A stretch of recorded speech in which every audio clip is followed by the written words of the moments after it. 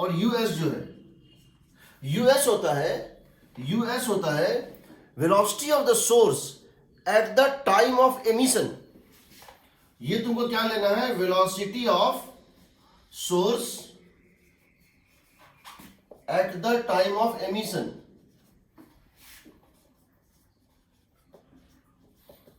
जबकि ये होता है velocity of the observer at the time of reception.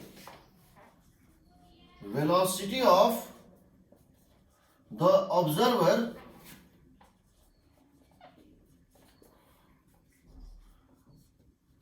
at the time of reception of the samples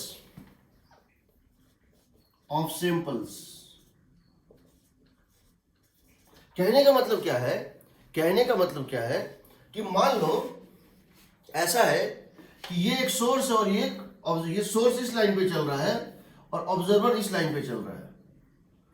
मान लो observer मान लो यहां चल रहा है और सोर्स मान लो इस पे चल रहा है कांस्टेंट स्पीड से। ये यूओ है और ये मान लेते हैं यूएस है, ये मान लेते हैं कि यूएस है। सोर्स और ऑब्जर्वर दोनों चल रहा है, ये राइट वर्ड चल रहा है और ये लेफ्ट वर्ड चल रहा है। अब ये सोर्स लाइट साउंड को एमिट कर रहा है, ऑब्जर्वर उसको रिसीव करेगा। तो समझो किसी टाइम t इक्वल टू 0 पे, यहां से जो हर डायरेक्शन में वेव निकल रहे हैं, यानी हर डायरेक्शन, तो किसी टाइम t इक्वल टू 0 में जो पल्स इधर चलना शुरू किया, किसी टाइम t इक्वल टू 0 में जो ये पल्स यहां चलना शुरू किया, किसी टाइम t इक्वल टू 0 में जो ये पल्स यहां से चलना शुरू किया, ऐसे करके ये वेव चलना शुरू किया, t इक्वल टू 0 पे एमिट हुआ इसके तरफ, क्या इसको ऑब्जर्वर रिसीव करेगा? नहीं कर पाएगा, क्योंकि जब तक ये साउंड यहां से यहां पहुंचेगा, तब तक ये मूव कर चुका होगा। समझ रहे हो ना? तो यहां से जो साउंड इधर चलना शुरू किया होगा, by the time this wave reaches here, this observer reaches here, तो ये जो है पल्स, इसको ऑब्जर्वर रिसीव करेगा। Observer would receive this pulse, तो ये जो है ऑब्जर्वर जो है इसको रिसीव करेगा। मान लो इसने इसको एमिट कर दिया, मान लो t इक्वल टू 0 पे सोर्स ने इसको एमिट कर दिया और ये एक्सेलरेट हो गया, तभी ये ऑब्जर्वर क्या हो गया, एक्सेलरेट हो गया। t इक्वल टू 0 पे जब सोर्स ने यहां से साउंड एमिट किया, तभी ऑब्जर्वर एक्सेलरेट हो गया। जब एक्सेलरेट हो गया तो जब ये ऑब्जर्वर यहां पहुंचेगा तो इसकी स्पीड हो चुकी होगी uo प्लस at। सही है ना? Yes sir. तो अब तुम जो सोर्स की स्पीड लोगे इस क्वेश्चन में सॉल्व करने के लिए, वो लोगे यूएस कॉस थीटा। सोर्स की स्पीड क्या लोगे, यूएस कॉस थीटा, जो उसके थ्रो करने के टाइम पे थी। जिस मोमेंट पे इसने थ्रो किया था, उस मोमेंट पे the line joining emission and the reception point, उसके डायरेक्शन में कंपोनेंट लोगे। ये कंपोनेंट नहीं लोगे। एमिशन पॉइंट ये है, रिसेप्शन पॉइंट ये है। सोर्स ने यहां पर एमिट किया, ऑब्जर्वर ने यहां पे रिसीव किया। सोर्स ने यहां पर एमिट किया था और उसी वेव को ऑब्जर्वर ने यहां पर एक्सेप्ट किया था। इन दोनों को ज्वाइन कर दो, सोर्स और ऑब्जर्वर को ज्वाइन कर दो। इसके वेलोसिटी का कंपोनेंट लोगे लाइन ज्वाइनिंग, जिस समय सोर्स से निकला था, और इसके कंपोनेंट का, इस v का कंपोनेंट लोगे, vs का, vo का, किस डायरेक्शन में, इस डायरेक्शन में जब उसने रिसीव किया। यानी कि अगर एक्सिलरेटेड ऑब्जर्वर और ये होता है, या अगर एंगल चेंज हो रहा है मोमेंट बाय मोमेंट, तो हमको ये रूल से जाना होता है। बता रहा हूं क्यों होता है, ठीक है? अब समझे इसमें टाइम डायलेशन कैसे होता है। तो इसको याद रखना, ऑब्जर्वर जब ऑब्जर्व किया उस समय का वेलोसिटी, सोर्स जिस समय एमिट किया था उस समय का वेलोसिटी, ठीक है? अब जरा देखो, हाँ बताओ। हाँ क्या हो गया? वो बाद में तुम रिकॉर्डिंग से यूट्यूब से नोट्स बना लेना, लिखने की जरूरत नहीं है। अगर तुम्हारे पास कोई नोट्स है पहले उसमें ऐड कर लेना, नहीं तो लगता है तो नोट कर लेना, वो यूट्यूब से कर लेना। अभी क्लास खत्म जो होगी ना 10 बजे, तो नेक्स्ट क्लास खत्म होने से पहले वो यूट्यूब पे डाल देना। अब देखो, मान लो टाइम डायलेशन का मतलब क्या है? टाइम डायलेशन का मतलब क्या है?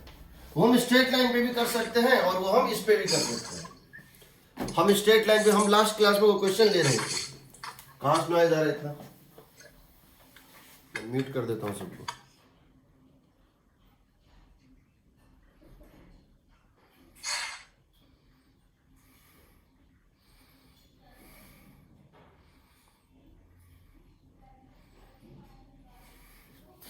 ये देखो, हम जो कल बात कर रहे थे वो ये था कि ये जो है एक ट्रैक है, स्ट्रेट ट्रैक है।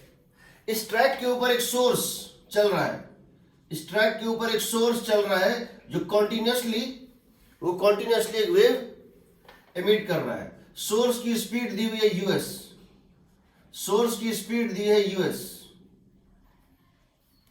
जब ये चल रहा था और जब ये यहां पर था, तो यहां पर इससे परपेंडिकुलर डिस्टेंस पे यहां पर एक ऑब्जर्वर है जो कि मान लेते हैं रेस्ट पे है, ठीक है। ये सोर्स मूव कर रहा था और कंटिन्यूअसली एक सायरन बजा रहा था, और इसके परपेंडिकुलर डिस्टेंस ओ पे एक ऑब्जर्वर रेस्ट पे था। अब क्या है, यहां speed of sound in the medium है v, स्पीड ऑफ साउंड है v। तो हमसे ये पूछा गया है कि जिस समय ये, जिस मोमेंट पे सोर्स नियरेस्ट होगा, सबसे नजदीक होगा, उस समय इसको कौन सा फ्रीक्वेंसी सुनाई दे रहा होगा। फाइंड फ्रीक्वेंसी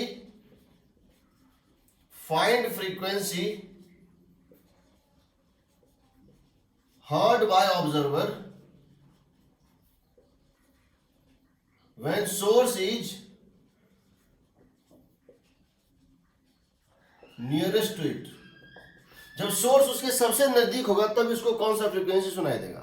तो हम कह रहे हैं कि जिस समय सोर्स सबसे नजदीक होगा, उस समय जो वेव एमिट किया वो तो लेट से पहुंचेगा। तो जिस समय सोर्स यहां पे है, उस समय जो इसको पहुंच चुका है, जो रिसीव हो चुका है, वो थोड़ा पहले एमिट हुआ होगा। मान लेते हैं यहां से x डिस्टेंस पहले, मान लेते हैं कि यहां से x डिस्टेंस पहले इसने जो एमिट किया था वेव, जो कि हर डायरेक्शन में निकल रहा था वेव, उसमें से जो इस डायरेक्शन में चला वो पहुंचा होगा।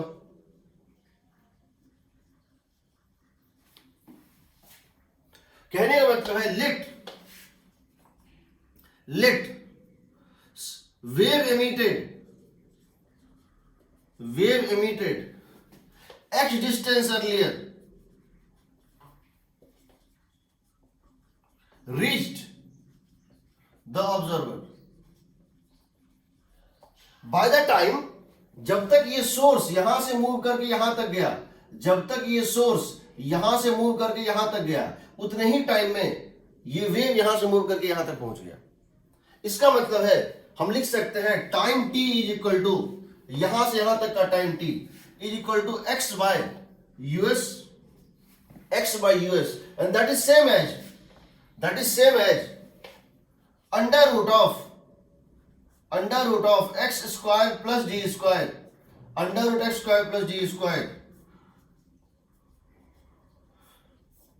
Bye v। सही है। देखो, जितने देर में अगर ये x डिस्टेंस पहले एमिट किया था, वो x निकाल रहे हैं कि जहां पे एमिट किया हुआ वेव उतने ही टाइम में यहां पहुंचा जितने में ये यहां से यहां पहुंचा। तो अगर ये x था तो यहां से यहां तक का distance by speed x by u s, और यहां से under root x square plus d square by ये स्पीड कितनी है, speed of sound in the medium v। तो यहां से हमको आ जाएगा x by under root x square plus d square, x by under root x equal to u s by v। और ये x by under root x square plus d square क्या है, ये cos थीटा है। इस ट्राइंगल में देखो तो x by under root x square plus d square क्या है, ये cos थीटा है। इसका मतलब हो गया, अब अगर तुम जानना चाहते हो कि जिस समय ये सबसे नजदीक पहुंचा उस समय इसको, उस मोमेंट पे इसको कौन सा रिसीव हुआ था, तो यहां टाइम डायलेशन तो है, क्योंकि जब ये सबसे नजदीक पहुंचा तो इस वेलोसिटी को नहीं लेना है, जब ये सबसे नजदीक पहुंचा उस समय जो वेव इसके कान में पहुंच चुका है वो वेलोसिटी वो यहां के करस्पॉन्डिंग है, यहां का एमिट किया हुआ यहां पहुंचा है। तो उस मोमेंट पे therefore eight this moment frequency received क्या लिखोगे बताओ, फ्रीक्वेंसी रिसीव्ड लिखोगे v plus यूओ 0 by v minus US का मतलब क्या लोगे, यूएस का मतलब क्या लोगे बताओ, यहां पे स्पीड लेंगे, इस स्पीड का वो कंपोनेंट जो इस डायरेक्शन में था थ्रोइंग के टाइम पे, यानी यूएस कॉस थीटा, क्या लेंगे US cos theta into mu naught, that would become equal to v plus 0 us cos theta को तुम क्या जानते हो, us by v है, cos थीटा कितना us by v, ये हो जाएगा 1 minus us two into us by v times of mu naught, times of mu naught, and that is equal to v square minus US square times of mu not. ये आ गया आपका direct formula, v square by v square minus US square into v not. ये speed इसको सुना है, जैसे मान लो v की वैल्यू दी हुई है 10 मीटर पर सेकेंड, जो भी है 330 या जो भी, और ये इस तरह दिया है, इन दोनों को स्क्वायर करके यहां डाल दो तो ये उसको फ्रीक्वेंसी सुनाई देगा उस मोमेंट पे जब ये सबसे नजदीक पहुंचा था। दूसरा क्वेश्चन हम ये पूछ सकते हैं कि जिस समय इसको ओरिजिनल फ्रीक्वेंसी सुनाई देगा, यानी वही फ्रीक्वेंसी जो है जब जिस समय इसको जो ओरिजिनल फ्रीक्वेंसी सुनाई देगा, जो फ्रीक्वेंसी है वही सुनाई देगा, उस समय सोर्स कहां होगा, उस समय सोर्स कहां होगा। So second question is find the location of the source, find the location of the source at the moment the apparent frequency received is same as original frequency। तो अगर हम सबसे ये कहा जाता है find the location of the, मेरे से कहा जाता है find location of source when mu apparent is equal to mu original received, किस मोमेंट पे, जिस मोमेंट पे इसकी apparent फ्रीक्वेंसी और ओरिजिनल फ्रीक्वेंसी सेम है वो कब होगी। तो जरा देखो यही एक पॉइंट है, इसके पहले तक तुम कहीं भी लोगे, इसके पहले तक तुम कहीं भी लोगे तो इसके वेलोसिटी का एक कंपोनेंट इसके तरफ होगा, इसके पहले तुम कहीं भी लोगे तो इसके वेलोसिटी यूएस का एक कंपोनेंट इसके तरफ होगा ना, और इसके बाद जब लोगे, और इसके बाद जब लोगे तो इस वेलोसिटी का एक कंपोनेंट इससे दूर के तरफ होगा, दूर के तरफ होगा, क्योंकि इस लाइन ज्वाइनिंग जो है सोर्स और ऑब्जर्वर का के अपोजिट अवे फ्रॉम वेलोसिटी का कंपोनेंट है। यहां पे इसको फ्रीक्वेंसी ज्यादा सुनाई दे रहा था, अब फ्रीक्वेंसी कम सुनाई दे रहा है। यहां पे चूंकि 90 डिग्री था तो component of speed of source along the line joining the two zero है, component of the velocity of the source along the line joining the mid zero, क्योंकि पूरी की पूरी वेलोसिटी परपेंडिकुलर है, इसीलिए यहां पे तुम यहां पे यूएस की वैल्यू इसके करस्पॉन्डिंग क्या लोगे, जीरो लोगे, यूएस की वैल्यू यहां क्या लोगे, जीरो लोगे, तो ये इसको सेम सुनाई देगा। बट यहां जो इसने एमिट कर दिया, बट यहां जो इसने साउंड एमिट कर दिया, इसने यहां पे एक साउंड एमिट कर दिया, अब जब तक ये साउंड यहां से यहां पहुंचेगा, यहां पे एमिट किया हुआ साउंड जब इसके कान में पहुंचेगा तो एज इट इज पहुंचेगा, न ज्यादा न कम। बट जब तक ये साउंड यहां से यहां पहुंचेगा ये वाई डिस्टेंस आगे जा चुका होगा, हमको वही वाई निकालना है। By the time it has reached with speed v, जब तक ये v स्पीड से यहां तक पहुंचेगा तब तक ये यूएस स्पीड से मान लो y डिस्टेंस आगे जा चुका होगा, हमको y निकालना है। तो क्या करेंगे, तो इसके लिए हम क्या करेंगे, लिख देंगे y बाय यूएस। इसी टाइम में जितने में ये y बाई यूएस चलेगा, ये यहां से यहां चलेगा, मीन्स क्या हो जाएगा, v by d by v, ये हो गया डी बाई वी। तो यहां से तुम्हारा y निकल जाएगा, इतना डिस्टेंस आगे होगा, इतना डिस्टेंस आगे होगा। ठीक है, ये एक होता है टाइम डायलेशन में। एग्रीड? तो इस पे based question number I think 81 या कुछ ऐसा है एससी में जो इस टाइप से है। ठीक है, एक और क्वेश्चन ले टाइम डायलेशन का।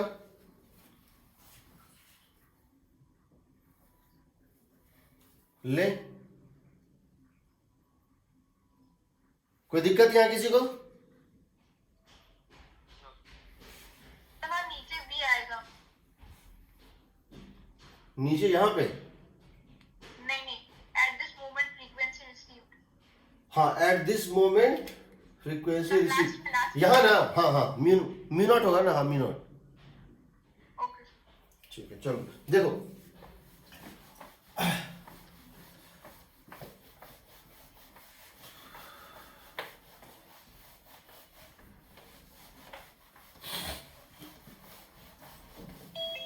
मान लो एक पार्टिकल जो है वो यूनिफॉर्म सर्कुलर मोशन में घूम रहा है। मान लो एक पार्टिकल यूनिफॉर्म सर्कुलर मोशन में घूम रहा है, ऐसे करके।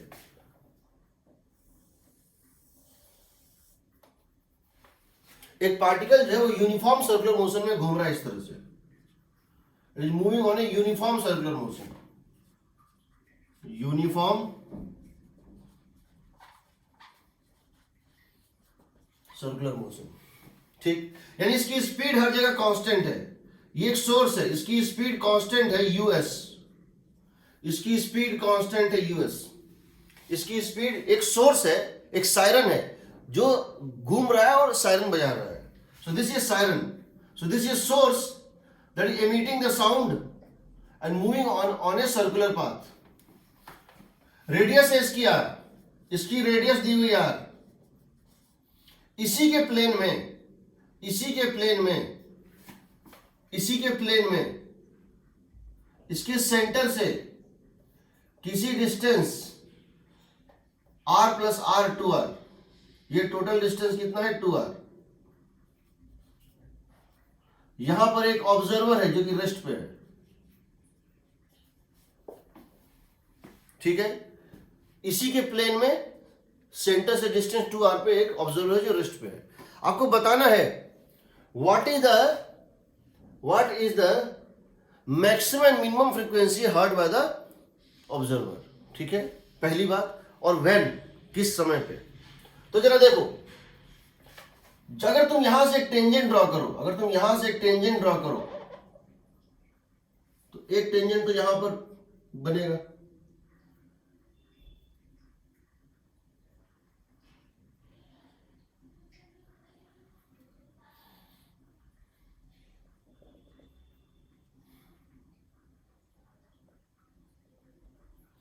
देखो दो टेंजेंट बनेगा इसके ऊपर। तुम्हें पता है जब इस पॉइंट पे होगा, जब इस पॉइंट पे रहेगा, ये पूरी की पूरी वेलोसिटी इसके ऊपर कोइंसाइड करेगी इस तरह से। जब इस पॉइंट पे होगा तो वेलोसिटी का component along the line joining 100% होगा, और ये किधर होगा, इधर की तरफ होगा। तो इसके करस्पॉन्डिंग ये मिनिमम सुनेगा। यहां एमिट किया हुआ साउंड जब पहुंचेगा तो मिनिमम सुनेगा, जबकि जब ये यहां पर था तो इसका वेलोसिटी, इसका जो टेंजेंशियल वेलोसिटी था वो कोइंसाइड कर रहा था लाइन ज्वाइनिंग देम। सो इसके कोरस्पॉन्डिंग जो ये फ्रीक्वेंसी सुनेगा यहां एमिट किया वाला पल्स का, वो मैक्सिमम सुनेगा। और जब ये यहां पर है तो इसकी वेलोसिटी है टेंजेंशियल। यहां पर जब ये पार्टिकल है सर्कुलर मोशन में, इसकी वेलोसिटी है टेंजेंशियल, यानी इसके साथ 90 डिग्री पे है। यानी यहां की फ्रीक्वेंसी जब पहुंचेगी तो वो क्या पहुंचेगी, वो क्या पहुंचेगी, सेम पहुंचेगी, पहुंचेगी ना। लेकिन जब पहुंचेगी तो ये वहां नहीं होगा जहां से एमिट किया था, ये कहीं और पहुंच चुका होगा। हमको जानना है कहां पहुंच चुका होगा। तो पहले ये देखो, अगर तुम ये चाहते हो ओरिजिनल फ्रीक्वेंसी कब सुनाई देगा, सो हमारा क्वेश्चन है find the location of the source, angular location of the source when the observer receives, question number A, same frequency as original. इसका मतलब तुमको ये पॉइंट है, देखो ये एक यूएस है, तो इसका component along the line joining कितना होगा 0, तो इसके करस्पॉन्डिंग सेम सुनेगा. इसका मतलब है सेम एज ओरिजिनल का मतलब है कोरेस्पॉन्डिंग टू एमिशन एट ए. इसका मतलब है कोरेस्पॉन्डिंग टू एमिशन एट ए. सही है, कोरेस्पॉन्डिंग टू एमिशन एट ए. तो अगर एमिशन एट ए के कोरेस्पॉन्डिंग पूछ रहा है तो क्या करोगे, तुम क्या करोगे, बोलोगे कि ए पे इसने एमिट किया और ये यहां तक जाएगा, कितना डिस्टेंस जाएगा बताओ, कितना डिस्टेंस जाएगा, इस साउंड को कितना डिस्टेंस ट्रेवल करना पड़ेगा, आर डिस्टेंस. यहां से यहां 2r था, ये r है, ये बच गया r, तो यहां से यहां तक कितना इसको ट्रेवल करना है, r डिस्टेंस. किस स्पीड से, speed of sound in the medium. तो कितना टाइम लगेगा बताओ, एमिशन के बाद रिसेप्शन में कितना टाइम लगेगा, r बाई वी लगेगा. इतने टाइम में ये कितना एंगल और घूम चुका होगा, तो याद रखना डेल्टा थीटा होता है, एंगल रोटेटेड होता है ओमेगा डेल्टा टी, और ओमेगा होगा यूएस बाय आर, होगा ना. एंगुलर वेलोसिटी कितनी है इसकी, v बाय आर. तो ये हो जाएगा, देखो देयरफॉर इसका जो जिस समय ये साउंड यहां पहुंचेगा उस समय ये किस एंगुलर लोकेशन पे होगा ये निकालना है. तो क्या करोगे, इस angular location is equal to u s by r delta t. U s by r delta t में क्या हो गया, आर बाई वी हो गया ना. So that would become equal to u s by v. इस लोकेशन पे होगा, ये जो एंगल होगा वो कितना होगा, यूएस बाई वी होगा, रेडियन में. एग्रीड. अब अगर तुमसे मैं ये पूछूं कि मिनिमम फ्रीक्वेंसी जो सुनाई देगा वो क्या होगा, तो मिनिमम करस्पॉन्डिंग टू दिस होगा, क्योंकि सबसे ज्यादा कंपोनेंट वेलोसिटी का और अवे दो चीज चाहिए, मिनिमम के लिए दो चीज चाहिए. कंपोनेंट की वेलोसिटी का सबसे ज्यादा कंपोनेंट दूर जाता हुआ यहां पर है, और वेलोसिटी का सबसे ज्यादा कंपोनेंट उसके तरफ जाता हुआ यहां पर है. तो इसके करस्पॉन्डिंग मैक्सिमम सुनेगा और इसके करस्पॉन्डिंग मिनिमम सुनेगा. तो अगर आपसे मिनिमम पूछा गया है तो पहले तो ये समझो इसके करस्पॉन्डिंग मिनिमम सुनेगा. सो B minimum frequency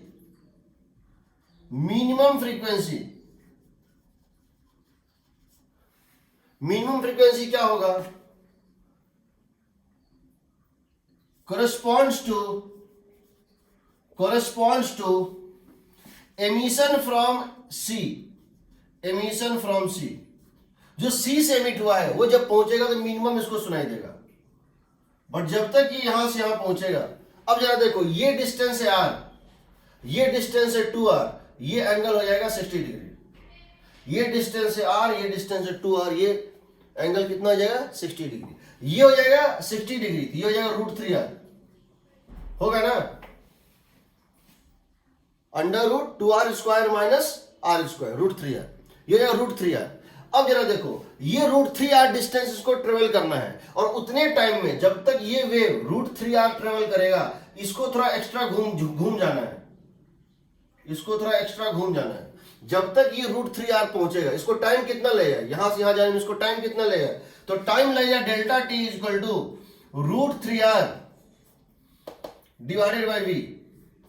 speed of sound in the medium is v, √3r by v. इतने देर में ये साउंड यहां से एमिट किया हुआ साउंड यहां पहुंच जाएगा, उतने ही देर में इसको एंगल घूम जाना है कितना, डेल्टा टी, डेल्टा थीटा. उतने देर में C पहुंच जाएगा C' पे. तो हम ये जानना चाहते हैं डेल्टा थीटा कितना हो जाएगा बताओ. तो देखो फॉर्मूला ये है, angular velocity u s by r, angular velocity into delta t का मतलब है √3r बाय v. √3r/v, इतना एंगल वो एक्स्ट्रा घूम जाएगा।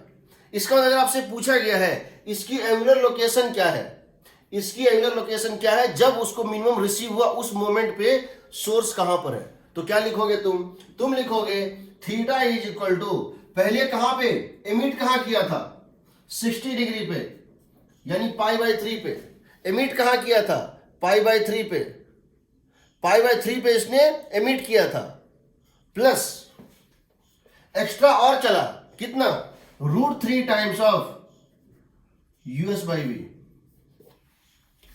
ये अगर यहां के करस्पॉन्डिंग पूछते तो ये भी 60 डिग्री ही होता, ये भी 60 डिग्री ही होता, यहां के करस्पॉन्डिंग ये भी 60 डिग्री होता, और जब तक ये यहां से यहां पहुंचता √3r तब तक ये अंदर चला जाता है इस तरह से, यही एंगल डेल्टा थीटा। तो इसका एंगुलर पोजीशन क्या होता, इससे क्लॉकवाइज, इस लाइन से क्लॉकवाइज, ये क्या था एंटी क्लॉकवाइज था। उसमें क्या करते π/3 minus this value. Agreed? Sir एक बार एक्सप्लेन कर दो प्लीज। किसको? ऊपर से बस कि वो थीटा क्या है। मैं क्या बोल रहा हूं, किसको एक्सप्लेन करूं, पार्ट ए बी सी किसको? चलो मैं काम करता हूं, ए और बी मैंने किया, मैं बस सी को सॉल्व करता हूं, मतलब इसके करस्पॉन्डिंग ए और सी लिया था ना, मैं यहां से मीट किया हुआ कब सुनाई देगा कैसे, वो मैं सॉल्व कर रहा हूं, करूं? हाँ सर, मतलब एक पॉइंट का पूरा कब सुनाई दिया, टाइम डायरेक्शन का सब कुछ। ठीक है, देखो इसको मिटाऊं फिर से इसको बनाता हूं। सर एक पार्ट कोई सा भी, इसमें तीनों चार पार्ट आ जाएगा। चलो मैं इसको ले रहा हूं, मुझसे ये पूछा गया है कि इसको मैक्सिमम फ्रीक्वेंसी कब सुनाई देगा। नहीं, जब इसको मैक्सिमम फ्रीक्वेंसी सुनाई देगा उस समय ऑब्जर्वर सोर्स कहां होगा। क्वेश्चन है find location of source, find location of source, find location of source when observer heard maximum frequency, जिस समय ऑब्जर्वर को मैक्सिमम फ्रीक्वेंसी सुनाई दिया उस समय सोर्स कहां है। तो मैक्सिमम फ्रीक्वेंसी के लिए क्या जरूरी है कि सोर्स की स्पीड ऑब्जर्वर की तरफ हो जितना ज्यादा पॉसिबल है। तो सबसे ज्यादा वेलोसिटी सोर्स की ऑब्जर्वर की तरफ यहां पर होगी ना। Yes sir. तो corresponding to B, corresponding the pulse that is emitted at B, हम इसको इस तरह से लिख सकते हैं pulse emitted at B, pulse emitted at B is received at maximum frequency। तो अब B से जो निकलेगा वो ऐसे जाएगा, बी पे इसने एमिट कर दिया और अभी यहां तक पहुंचेगा। इसकी स्पीड कितनी है, इसकी स्पीड है v। तो इसको यहां से यहां तक पहुंचने में जो टाइम लगेगा, इसको यहां से यहां पहुंचने तक में जो टाइम लगेगा वो होगा, इसको यहां से यहां पहुंचने में टाइम लगेगा वो होगा √3r delta t time taken to reach from B to the observer, delta t from B to observer, that is equal to √3r divided by V। सही है? Yes sir. तो ये जब पल्स जा रहा था तो ये भी तो रुका हुआ नहीं है, तो उस मोमेंट पे ये भी तो इस पूरे इंटरवल में ये भी तो मूव कर रहा था, चल रहा था। तो इसका मतलब जब ये यहां पहुंचा तो इसको लगेगा, अगर ये अपना कैलकुलेशन करे, अगर अपने मैथमेटिक्स से कैलकुलेशन करे, इसको लगेगा कि इसका मतलब सोर्स यहाँ है। अगर ये कैलकुलेशन करेगा मैथमेटिकली, ये सोचेगा सोर्स तो यहाँ है, बट सोर्स यहाँ नहीं है, सोर्स एक्चुअली यहाँ है। जैसे सन में होता है, हमने बताया था सन के लाइट को अर्थ तक पहुंचने में 8 मिनट लगता है, यानी अभी जो हमको लाइट दिखाई दे रहा है या सन का लोकेशन दिखाई दे रहा है वो 8 मिनट पहले का लोकेशन है, और इस मोमेंट पे जो सन से रे निकलेगा वो 8 मिनट बाद जो है पहुंचेगा। तो इसको तो लगा कि यहां से आ रहा है, बट जब तक ये यहां से यहां गया था ये भी तो यहां से घूम के यहां तक पहुंच गया था, ये इसका नया लोकेशन है। तो हमको ये जानना है इसी टाइम में ये कितना घूमेगा, इसी टाइम में ये डेल्टा थीटा कितना घूमेगा, बताओ। डेल्टा थीटा वुड बिकम इसी टाइम इंटरवल में जितने में ये वेव यहां से यहां पहुंचा, ये कितना घूमेगा, delta theta is equal to omega delta t. Omega delta t का मतलब है, ओमेगा क्या होता है, speed in the circular motion by radius, u s by r, यही ना, u s by r divided into delta t तुम निकाल चुके हो, √3r by v, this is the angle rotated. तो अब अगर ये पूछा जाए कि जिस समय ये वेव यहां पहुंचा उस समय सोर्स कहां है, तो यहां से जो π/3 का एंगल था उसमें से डेल्टा थीटा माइनस कर देते हैं, लोकेशन के लिए सर। उतना पीछे था ये कह सकते हैं, ठीक है।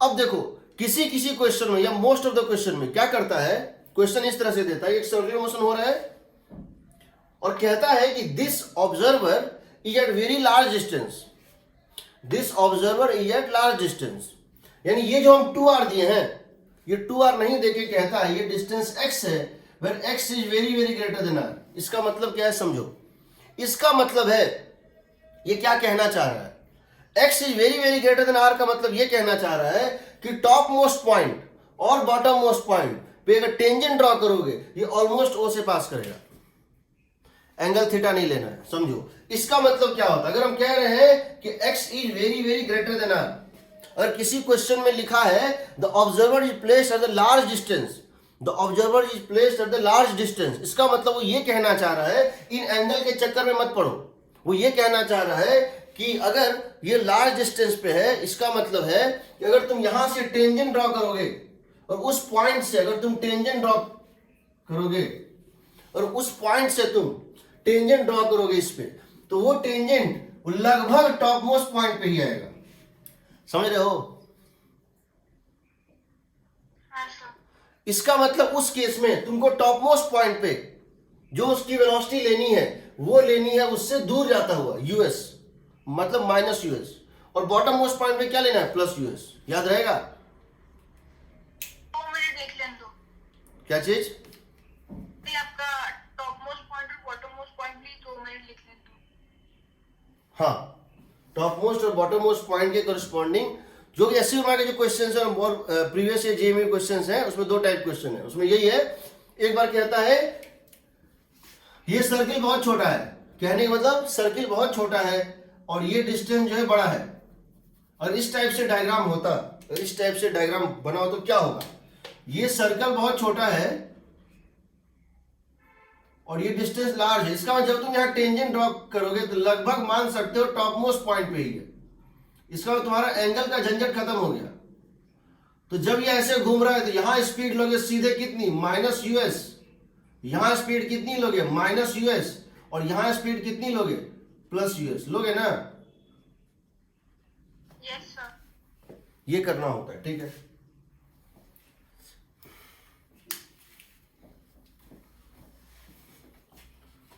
मिटाए, हाँ सर। अब देखिए, नाउ कमिंग टू डेराइव, हम डॉपलर लॉ में डेरिवेशन कर रहे हैं जिससे हमको कुछ चीजें पता चलती हैं जो कि क्वेश्चन के किसी ट्रैप में हमें काम आती है, जो क्वेश्चन के किसी ट्रैप में हमें काम आती है, ठीक है। और हम उसको रिजल्ट को हम फॉर्मूले से भी वेरीफाई कर लेंगे, जो हमने फॉर्मूला पढ़ा था। तो इसमें क्या होता है जरा समझो,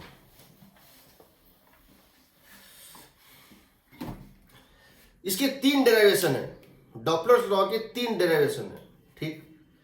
एक है काइनेमेटिक्स से, दूसरा वेव फ्रंट और रिलेटिव वेलोसिटी से, और तीसरा है ग्राफिकल मेथड से, ठीक है। मैं तीनों कर रहा हूं एक एक करके, ठीक है। सो derivation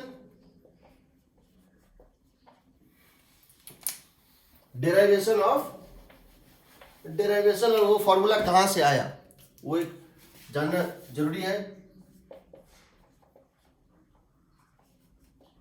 derivation of Doppler effect,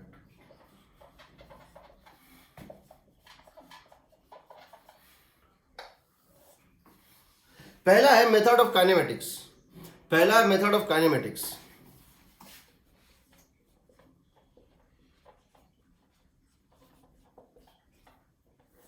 kinematics. इसमें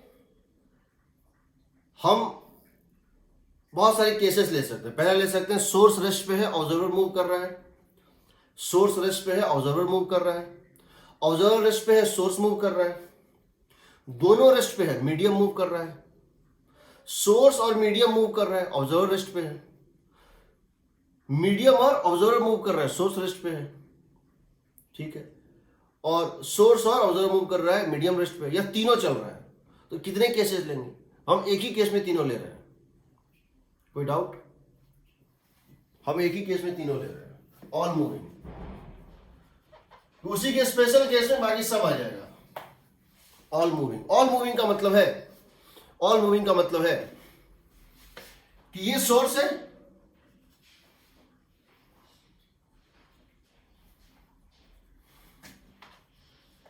ऑब्जर्वर है, सोर्स इधर चल रहा है विद वेलोसिटी यूएस, ऑब्जर्वर इधर चल रहा है with velocity u. Speed of sound in the medium is v. Speed of sound with respect to medium is v. Speed of sound respect to medium is v. Wind इस तरह से blow कर रहा है, and wind is blowing like this.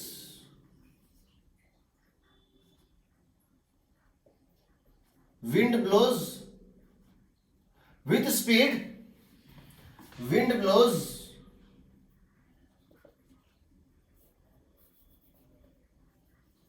With speed W।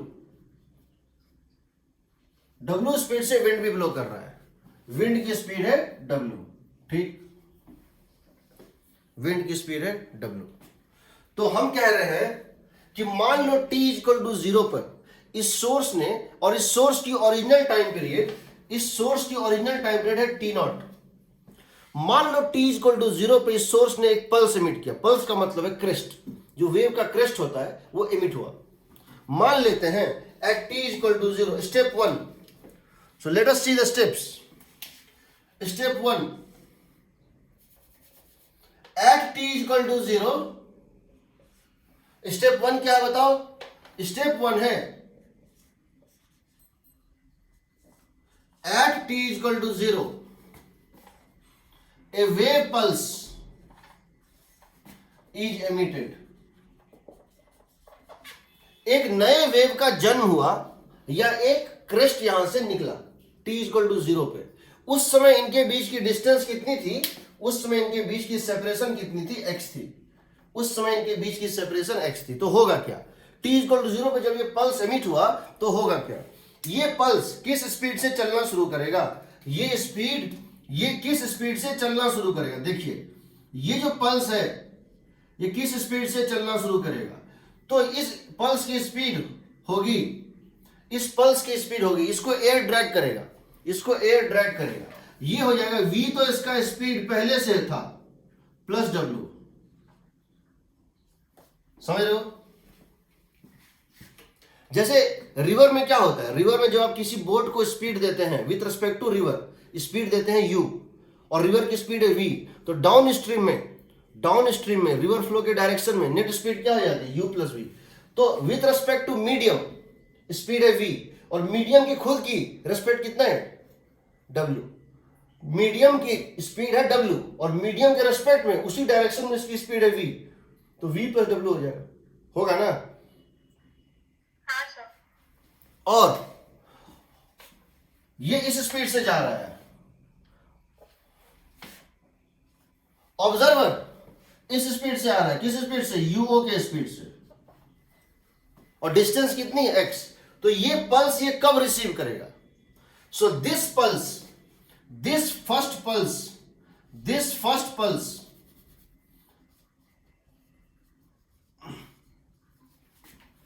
is received by observer at किस moment पे? t1 is equal to, बताओ, x divided bye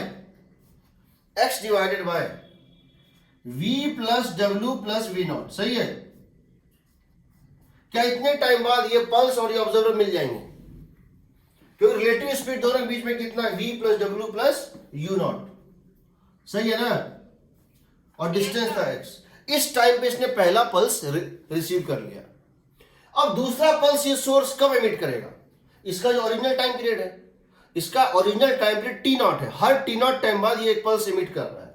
अगला जो है ये कब एमिट करेगा? टी नॉट टाइम पे, ठीक। तो पहला जो है पल्स इस टाइम पे रिसीव हुआ, x by v plus W plus v naught, ठीक है। कोई डाउट यहां किसी को? सेकेंड, हाँ डाउट नहीं है सर।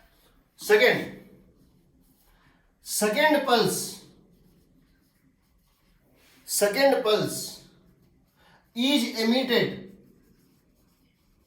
एट, या इसको अगर हम बोले तो मिटा देते हैं, इसको मिटा देते हैं ताकि हम इस फर्स्ट स्टेप को याद रख लेते हैं, x by v plus W plus you not, v plus W plus you naught. इस टाइम पे इसने पहला पल्स रिसीव किया था।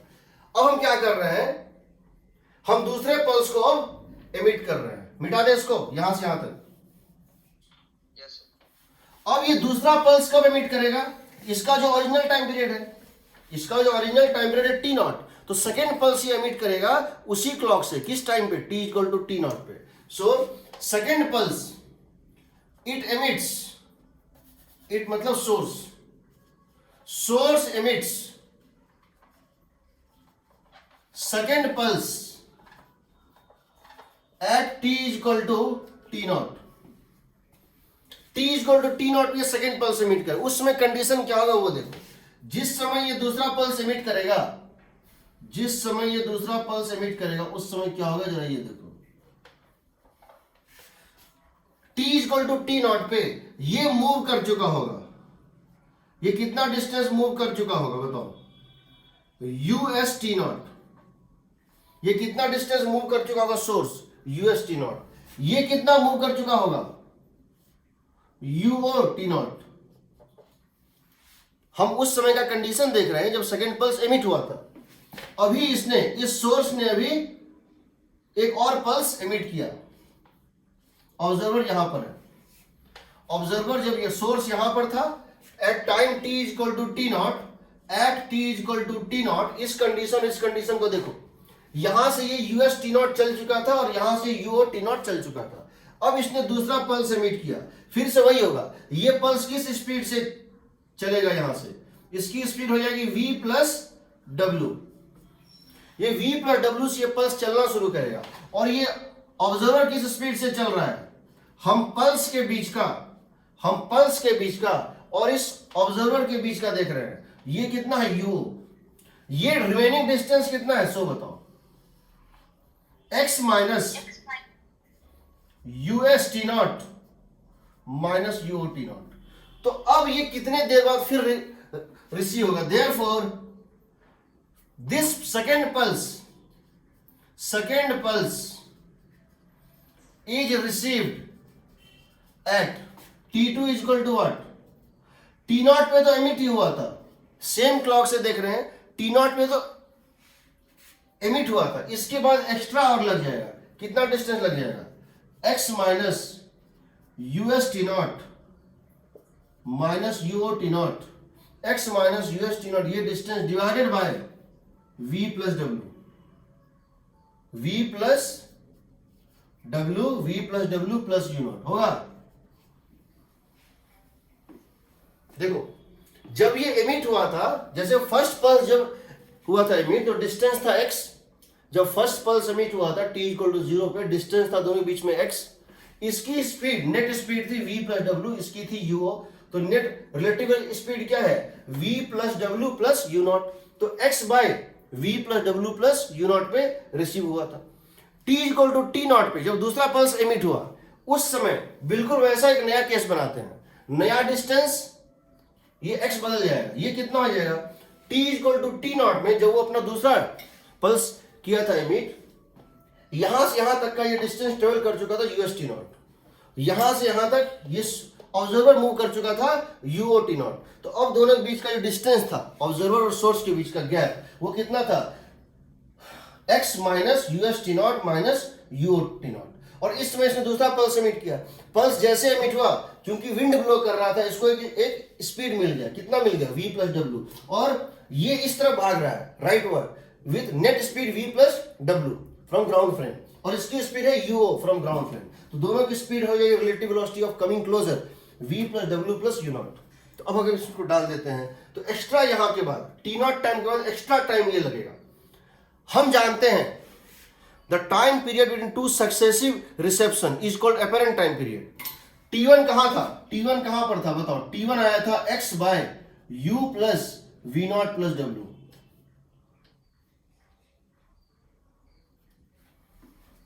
v plus W plus you naught, ये था पहला टाइम। इस टाइम पे पहला पल्स मिला और इस टाइम पे दूसरा पल्स मिला, दोनों का डिफरेंस निकाल लेते, that is called apparent time period. तो टी एपरेंट कितना हो जाएगा बताओ, T apparent would become equal to T2 minus T1। जब तुम इन दोनों को माइनस करोगे देखो ये x वाला टर्म कट जाएगा। देखो x बाय, जब इसको ये हो जाएगा x by v plus u डब्ल्यू प्लस वी नॉट, और यहां भी था x by v plus u plus, तो ये हो जाएगा देखो टी नॉट माइनस यूएस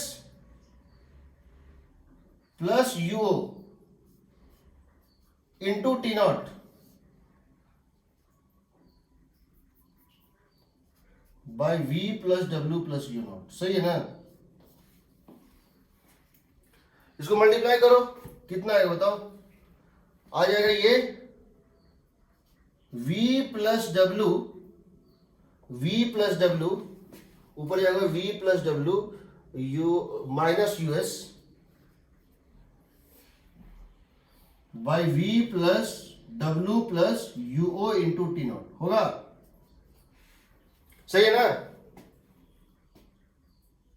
सही है सर। इसका रेसिप्रोकल ले लो, इसका रेसिप्रोकल क्या होगा, एपरेंट फ्रीक्वेंसी, इसका रेसिप्रोकल क्या होगा, एपरेंट फ्रीक्वेंसी, और 1 बाय टी नॉट का रेसिप्रोकल क्या होगा, ओरिजिनल फ्रीक्वेंसी। तो अगर तुम इसका रेसिप्रोकल ले लो तो क्या आएगा, सो बता दो मुझे लास्ट, बस मैं इसका रेसिप्रोकल ले रहा हूं।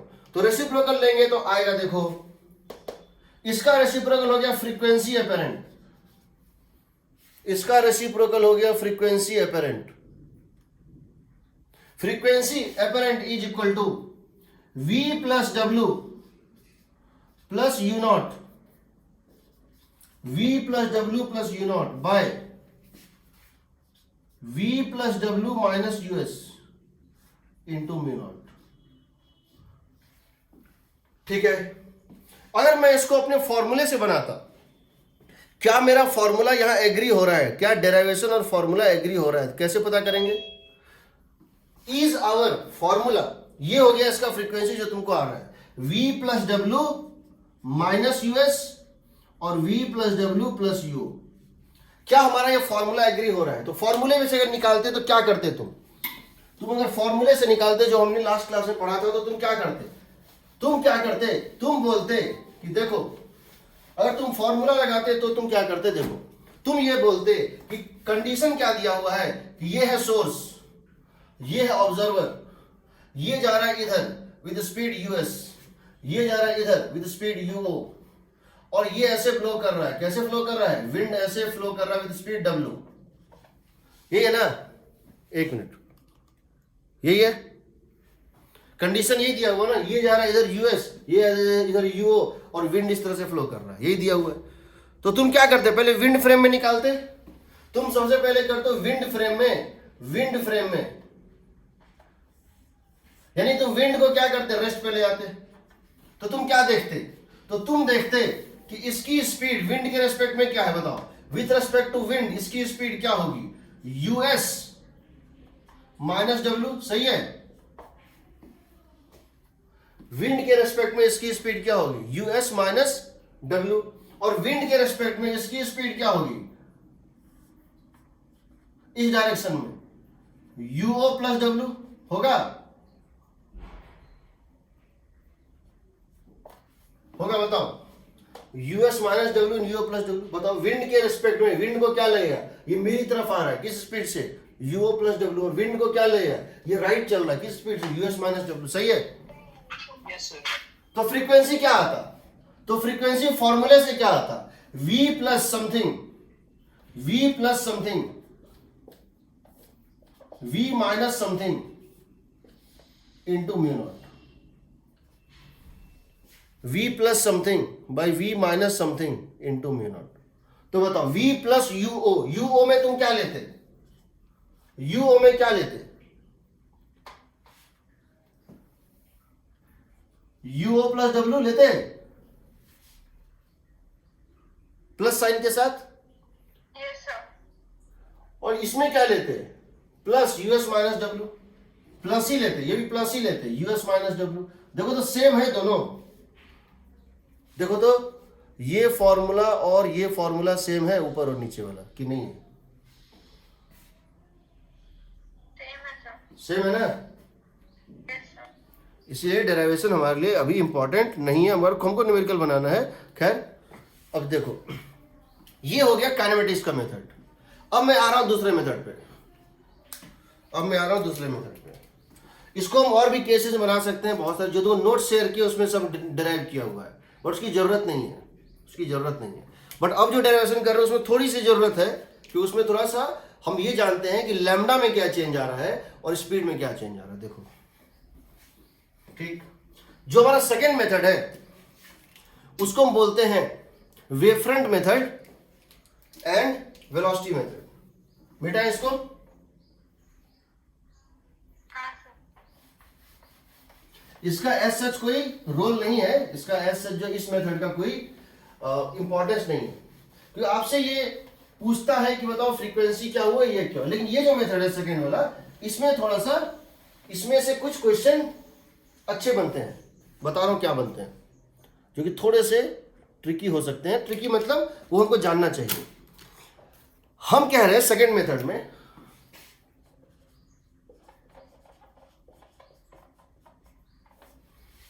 मेथड टू में हम बात कर रहे हैं, हम कहते हैं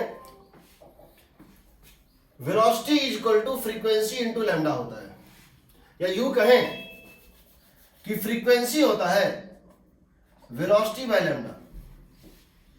फ्रीक्वेंसी मतलब वेलोसिटी किसके द्वारा, as felt by as observed by observer. Velocity किसके रिस्पेक्ट में लोगे, पल्स की वेलोसिटी ऑब्जर्वर के रिस्पेक्ट में, velocity of pulse with respect to, और ये क्या है, ये है velocity of pulse with respect to observer. और लैम्डा क्या है जी, लैम्डा है wavelength received by observer. This is the wavelength with respect to और एज सीन बाय ऑब्जर्वर। ये हो जाएगा frequency, as this would called apparent, और जो भी है यही वो फ्रीक्वेंसी का फॉर्मूला होता है। अब समझो इस बात को, वेवलेंथ का मतलब क्या होता है, वेवलेंथ का मतलब क्या होता है, जब भी कोई वेवलेंथ होता है, the minimum distance between 2 points, the minimum distance between 2 points in space vibrating in same phase. यानी कि अगर स्पेस में कोई 2 पॉइंट ले लो, स्पेस में कोई 2 पॉइंट ले लो x, अगर इसकी फेज 0 है और इसकी फेज 2 पाई है, 2 पॉइंट है, कोई वेव है उसमें 2 पॉइंट है, इसकी फेज 0 इसकी फेज 2 पाई है, इसको हम 0 का मतलब क्या है, इट टेकिंग बर्थ,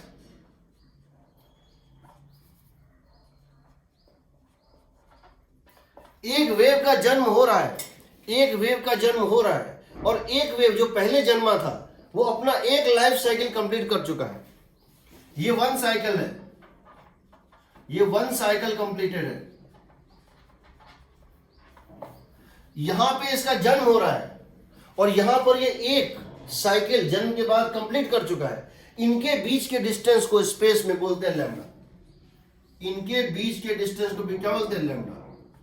एक वो पॉइंट, एक वो वेव जिसका अभी जन्म हो रहा है, और एक वेव जिसका जन्म पहले हुआ था और वो एक साइकिल कंप्लीट कर चुकी है, यानी कि 2 पाई के फेज में आ चुका है। इन दोनों के बीच के स्पेस में सेपरेशन को बोलते हैं लैम्डा। पहली बात। दूसरी बात, ये हो गया एक चीज। दूसरा, जब कोई भी वेव ऐसे जा रहा होता है, जब ये वेव की वेलोसिटी है, वेव वेलोसिटी इस तरह से है, और अगर ऑब्जर्वर इस तरह से आ रहा है, अगर ऑब्जर्वर की वेलोसिटी इस तरह से है, अगर वेव की वेलोसिटी v है और वेव की वेलोसिटी v है, ऑब्जर्वर की u है, तो वेव और इसके बीच की रिलेटिव वेलोसिटी कितनी कहलाएगी? v plus u। हाँ, v रिलेटिव हो जाएगा v प्लस u। और तीसरी बात, एक दौड़ता हुआ सोर्स अगर वेव को फेंक भी, अगर वेव एमिट भी कर रहा है, तो सोर्स की स्पीड उसके द्वारा एमिट की हुई वेव की स्पीड को नहीं बदलती। वेव की स्पीड फिक्स्ड होती है विथ रिस्पेक्ट टू मीडियम। तीसरा पॉइंट याद रखना, वेव स्पीड इज फिक्स्ड और defined with respect to medium. मतलब ये चीज मत सोचना कि मैं अगर रेस्ट पे हूं और मैं साउंड एमिट कर रहा हूं, उसकी स्पीड 330 मीटर पर सेकंड है। मैं रेस्ट पे हूं और मैं एक साउंड एमिट कर रहा हूं, उसकी स्पीड 330 मीटर पर सेकंड है। बट जब मैं 20 मीटर पर सेकंड से मूव कर रहा हूं, तब मैं वेव एमिट कर रहा हूं, तो उसकी स्पीड 350 हो जाएगी। ये नहीं होगा। मैं दौड़ भी रहा हूं, सोर्स बॉल नहीं थ्रो कर रहा हूं, मैं वेव जनरेट कर रहा हूं। वेव की स्पीड सोर्स के रेस्पेक्ट में, सोर्स की वेलोसिटी से नहीं बदलती है। मीडियम में उसकी स्पीड फिक्स होती है। याद रखना, this is independent of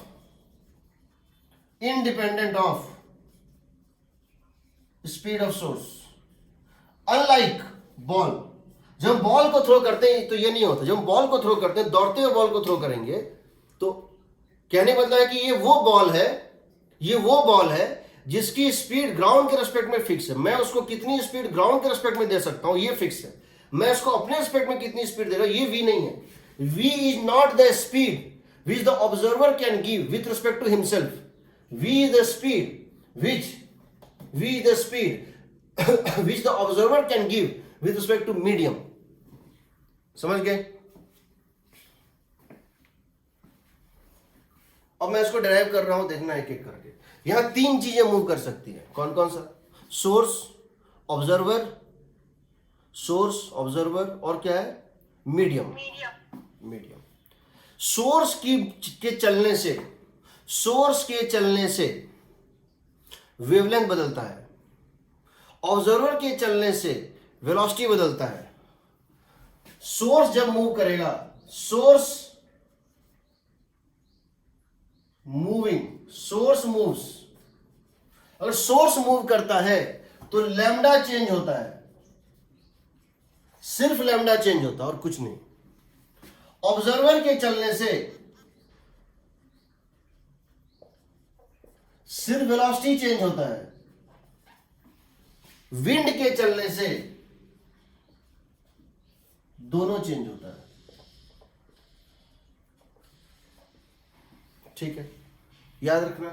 source के चलने से लैम्डा चेंज होता है। कैसे चेंज होता है बता रहे हैं। ऑब्जर्वर के चलने से वेलोसिटी चेंज होता है। तो यहां जो 2 टर्म देख रहे हो, वेलोसिटी और लैम्डा, इन दोनों का रेशियो होगा ना, फ्रीक्वेंसी। तो अगर सोर्स चलता है तो देखो अब क्या होता है बेटा, इसको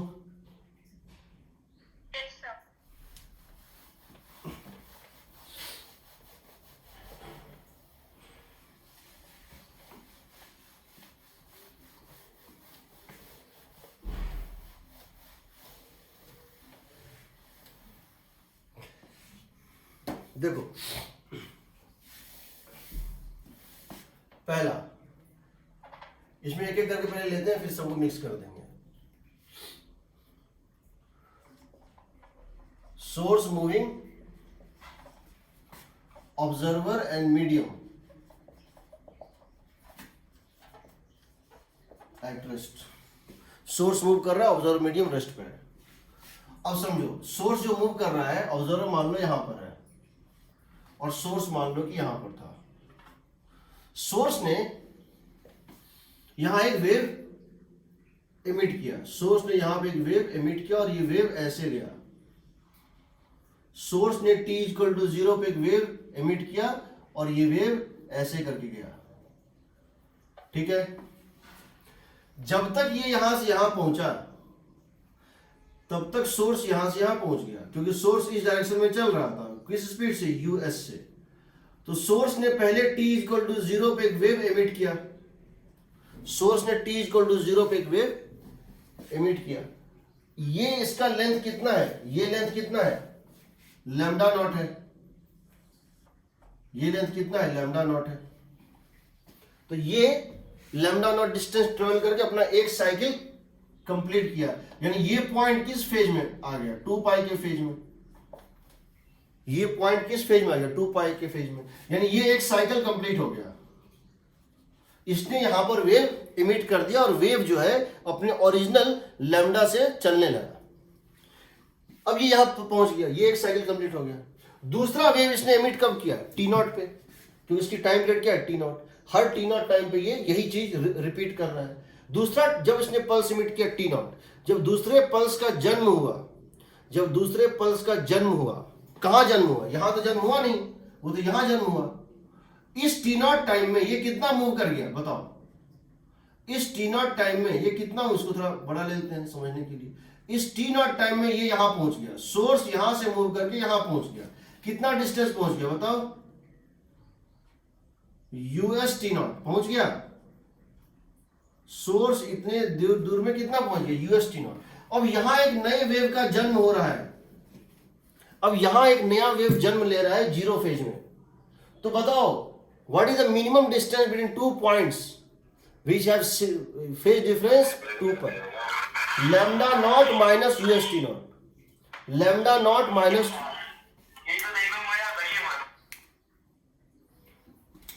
यहां पर जो वेव जन्म ले रहा है, यहां पर जो अभी वेव जन्म ले रहा है, ये 0 फेज में है। यहां जो एक साइकिल कंप्लीट कर चुका था, ये 2 पाई फेज में था। इसके बीच के गैप को, इसके और इसके बीच के गैप को क्या बोलते हैं? Lambda apparent. तो lambda not minus US T not होगा। सर एक बार वापस से समझ नहीं आया पॉइंट। बता रहा हूं, देखो। लैम्डा पेरेंट वाला। मान लो सोर्स रेस्ट पे है तो क्या होता? अगर सोर्स रेस्ट पे होता तो क्या होता? ये यहां से एक वेव एमिट करता और ये वेव ऐसे करके एक साइकिल कंप्लीट करता। यहां से एक सोर्स, यहां से एक वेव एमिट होता। अगर ये सोर्स रेस्ट पे होता तो क्या होता? ये एक वेव एमिट करता और ये एक साइकिल कंप्लीट करता। ये यहां पहुंचता, एक साइकिल कंप्लीट करके, इसका फेज कितना होता? 2 पाई। इसका फेज कितना होता? 2 पाई। और यहां पर अब इसका जन्म होता तो इसका फेज कितना होता? 0। तो दोनों के बीच का गैप क्या कहलाता? लैम्डा कहलाता। हाँ सर। अगर आप यहां खड़े हैं या आप अगर यहां से इस साइड में, इसके राइट साइड में खड़े हैं और आप अगर यहां से आ रहे हैं तो आपको ये लैम्डा क्या दिखता? आपको स्पेस में, रीजन में, अगर स्पेस में कितने डिस्टेंस पे आपको एक साइकिल मिलता? लैम्डा नॉट पे मिलता। तो इसका मतलब है ये लैम्डा नॉट होता और ये जो है, इसको जो लैम्डा मिलता वो लैम्डा नॉट ही मिलता, क्योंकि इस डायरेक्शन में इसका लैम्डा नॉट होता। तो वही तुम रिसीव करते। लेकिन अब ये चलने लगा किधर? राइटवर्ड। अब ये चलने लगा राइटवर्ड। जब ये राइटवर्ड चलने लगेगा तो क्या होगा? अब देखो, इसने जिस पोजीशन पे पहला वेव को जन्म दिया था टी नॉट टाइम के बाद, उसी पोजीशन पे दूसरे को जन्म दिया है ना। इसने पहला वेव को t इक्वल टू 0 पे दिया, दूसरे को t नॉट पे। तो ये कितना डिस्टेंस मूव करके चला गया बताओ? ये कितना डिस्टेंस मूव करके चला गया था? v इंटू टी नॉट चल गया था ना। ये होता है लैम्डा नॉट। ये किस स्पीड से जा रहा था, v स्पीड से, कितने टाइम, t नॉट। आपने एक वेव को जन्म दिया यहां पे और वो यहां से जा रहा है विद स्पीड ऑफ v, कितने टाइम तक, t नॉट तक। तो यहां से यहां तक ये पहुंच जाएगा t नॉट टाइम में lambda v into t not, तब इसका जन्म होगा। तो जो एक साइकिल कंप्लीट किया, पुराना वेव जो एक साइकिल कंप्लीट कर चुका है और नया वेव का जन्म हो रहा है, उनके बीच में स्पेस में डिस्टेंस कितना है, सेपरेशन कितना है, v इंटू टी नॉट। लेकिन अगर ऐसा होता कि पहले इसने एक वेव एमिट कर दिया और ये वेव ऐसे गया और ये दौड़ भी रहा है, अब सोर्स दौड़ भी रहा है, तो इसने तो आपने t इक्वल टू 0 पे जो एमिट किया था, एमिशन के बाद वो अपना इंडिपेंडेंट है, वो कितना चलेगा, v T not. T not time में ये कितना चलेगा, v टी नॉट, और इसका एक साइकिल कंप्लीट हो जाएगा 0 से 2 पाई। अब आप नया वेव जो इसमें क्रिएट हो रहा है वो यहां क्रिएट नहीं हो रहा है, क्योंकि अब ये जो सोर्स है, अब ये सोर्स इधर मूव कर रहा है, किस स्पीड से, यूएस से।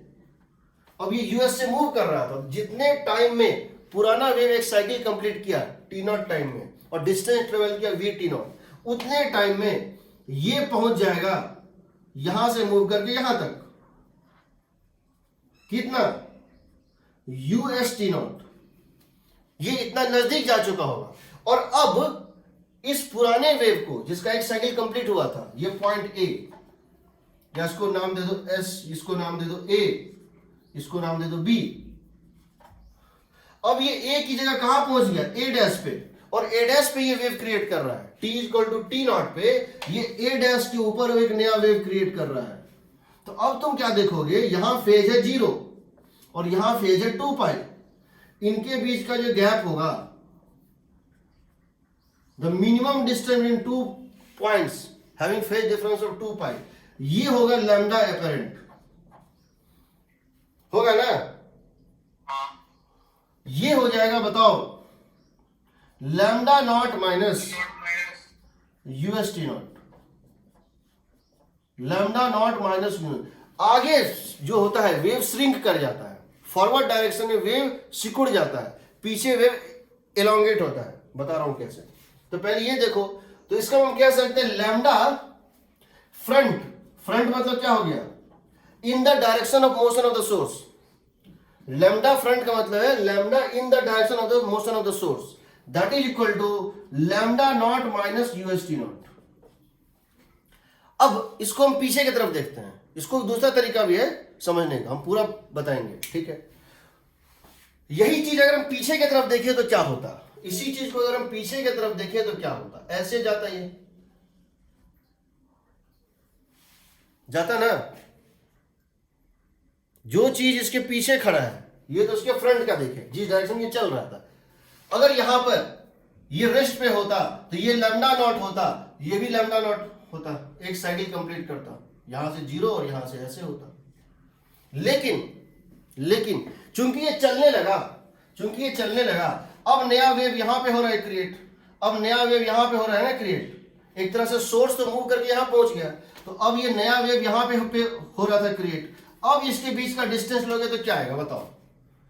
ये वेव, पुराना वेव एक साइकिल कंप्लीट कर चुका है, देखो कहां पे, ए से लेकर के सी तक, ये पॉइंट है सी, ये पॉइंट है सी, ये वो पॉइंट है सी जहां पर इसने एक साइकिल कंप्लीट किया है, और ये एक नया पॉइंट है ए डैश जहां वो एक नए वेव को जन्म दे रहा है। तो इसके बीच का गैप कितना हो जाएगा, बताओ, lambda naught plus US T naught, यानी lambda on the rear side और बैक साइड होता है lambda naught plus US T naught. ये एक तरीका हुआ, ये एक तरीका हुआ। दूसरा तरीका भी हम देख रहे हैं। दूसरा तरीका क्या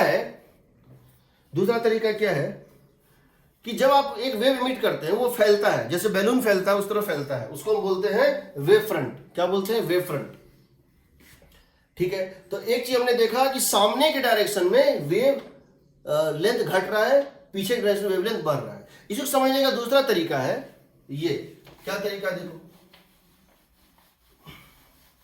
एक बार किसी पॉइंट सोर्स ने अगर एक वेव एमिट कर दिया तो वो वेव फैलता है किस स्पीड से, वेव के स्पीड से। तो मान लो यहां पर एक सोर्स है, मान लो कि यहां पर जो है तो एक सोर्स है और सोर्स मान लेते हैं कि रेस्ट पे है। t इक्वल टू 0 पे इसने एक पल्स इमिट किया, इसने एक वेव इमिट किया t इक्वल टू 0 पे, t equal to t not पे, t equal to 2t not पे और t equal to 3t not पे। तो उसका कंडीशन कैसा होगा, देखो जो t इक्वल टू 0 पे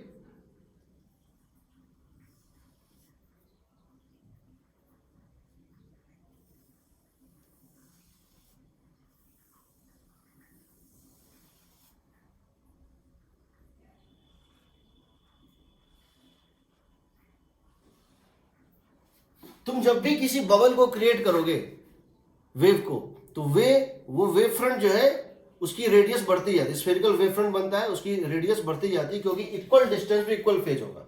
the locus of all the points having same phase is called wave front, देखेंगे बाद में। तो ये यहां पे इस तरह से मूव करता है। तो अब मुझे ये बताओ, अभी टाइम हो रहा है 3t नॉट, तो जो 3t नॉट पहले एमिट हुआ था उसकी रेडियस क्या हो चुकी होगी, वेलोसिटी इंटू 3t नॉट होगा। जिस वेव को एक्सपेंड होने का कितना टाइम मिला 3t नॉट, वो एक्सपेंड होकर क्या पहुंच जाए, उसकी रेडियस क्या हो जाएगी 3 टाइम्स ऑफ t नॉट। जिसको 2t नॉट ही मिला 2t नॉट, जिसको 1t नॉट ही मिला, सबसे पहले एमिट हुआ था ये, उसके t नॉट बाद एमिट हुआ था ये, उसके t नॉट बाद एमिट हुआ था ये, और अभी एक नया वेव बस निकलने ही वाला है, अभी ये पॉइंट में है, समझ रहे हो। तो ये बताओ इन दोनों के बीच का गैप कहलाएगा लैम्डा, कहलाएगा ना, समझ रहे हो कि नहीं। इसकी फेज है 0, इस पूरे वेव फ्रंट पे फेज है 2 पाई, इस पूरे वेव फ्रंट पे फेज है 4 पाई और इस पूरे वेव फ्रंट पे फेज है 6 पाई। तो लैम्डा नॉट यहां भी होगा और लैम्डा नॉट यहां भी होगा, बिल्कुल होगा, बल्कि हर डायरेक्शन में लैम्डा नॉट ही होगा। चाहे फॉरवर्ड जाओ चाहे बैकवर्ड जाओ, चाहे यहां खड़े होके देखो चाहे यहां खड़े होके देखो चाहे यहां खड़े होके देखो, तुमको वेवलेंथ जो रिसीव होगा वो लैम्डा नॉट ही होगा। लेकिन अगर सोर्स मूव करने लगे तो क्या होगा, सोर्स ने पहला वेव यहां पर एमिट किया था, कहां पे, यहां पर, जब यहां पर था सोर्स, इसने पहला वेव एमिट कर दिया, ठीक। ये पोजीशन 1 ऑफ द सोर्स है S1, ये इनिशियल पोजीशन है सोर्स का, इसने वेव एमिट कर दिया और ये वेव फैलने लगा किस स्पीड से, v स्पीड से। तो t नॉट टाइम में ये कितना बड़ा वेव फ्रंट क्रिएट कर देगा, ये एक सर्किल बन जाएगा इस तरह से।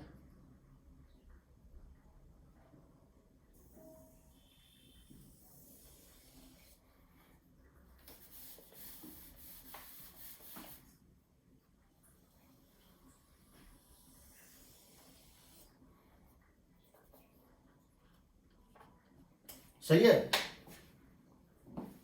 ये सबसे पुराना पल्स था, इसकी सेंटर थी S1 पे और उसको टाइम कितना मिला था t नॉट, ये इतने बड़े पे चला गया। दूसरा जब पल्स एमिट हुआ ये है v into 3t not, v into 3t not. But ये जो सोर्स है ये चूंकि राइट चल रहा था, ये सोर्स राइट चल रहा था, दूसरा जो इसने बबल एमिट किया वो यहां एमिट नहीं किया था, उसने यहां एमिट किया था S2 पे। दूसरा बबल इसने यहां एमिट नहीं किया था, जब दूसरा बबल उसने एमिट किया तो वो S2 पे पहुंच चुका था। कितना डिस्टेंस ये मूव कर चुका था, कितना डिस्टेंस ये मूव कर चुका था, UST नॉट होगा ना।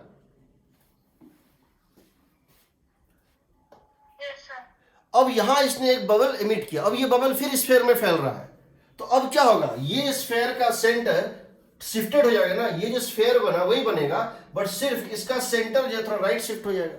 तो इसको सेंटर मान के अब आप क्या करेंगे, एक वेव फ्रंट बनाएंगे इस तरह से,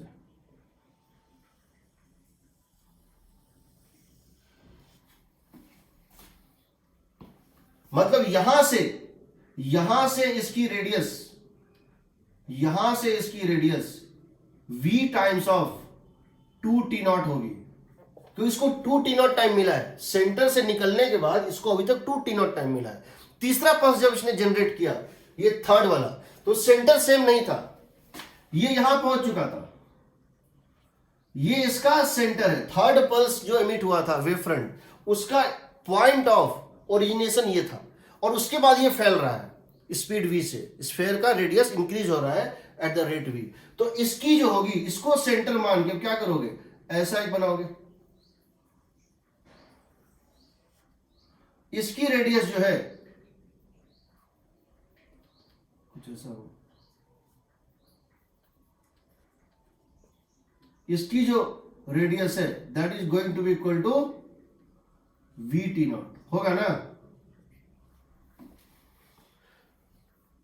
तो अब ये बताओ, एक तरह से तुमने इसी सर्किल में क्या किया, जो ये वाला सर्किल था, इसके सेंटर को थोड़ा सा मूव कर दिया, कितना ust0, फिर इसके अंदर वाले को और मूव कर दिया ust0।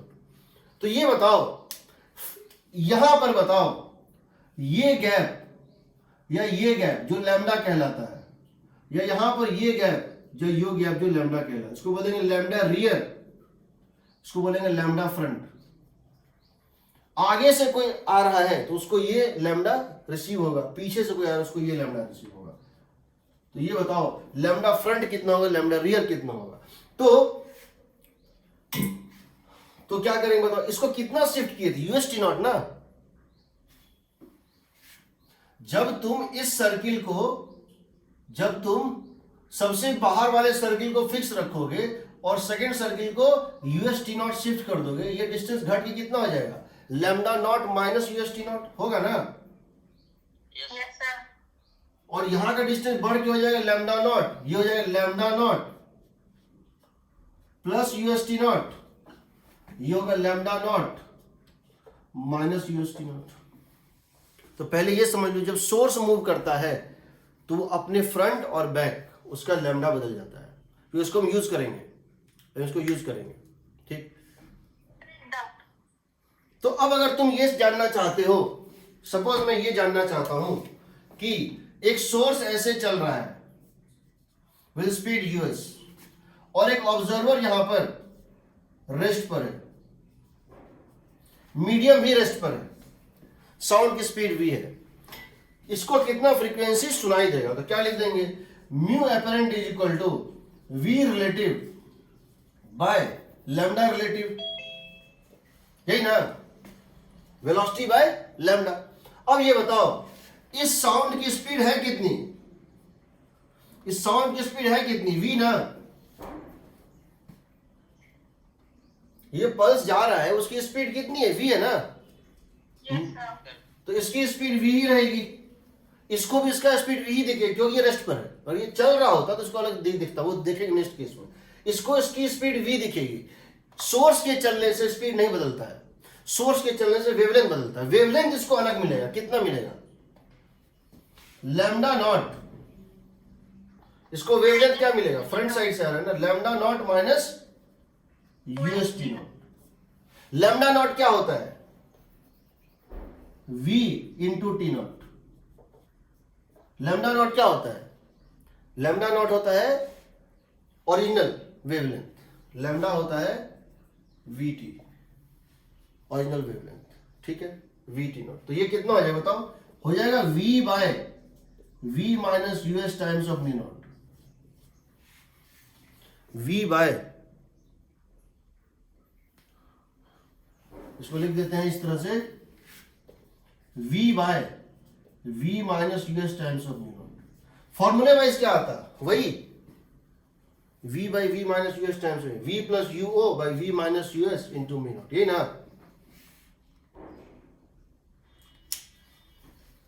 एग्रीड, हाँ।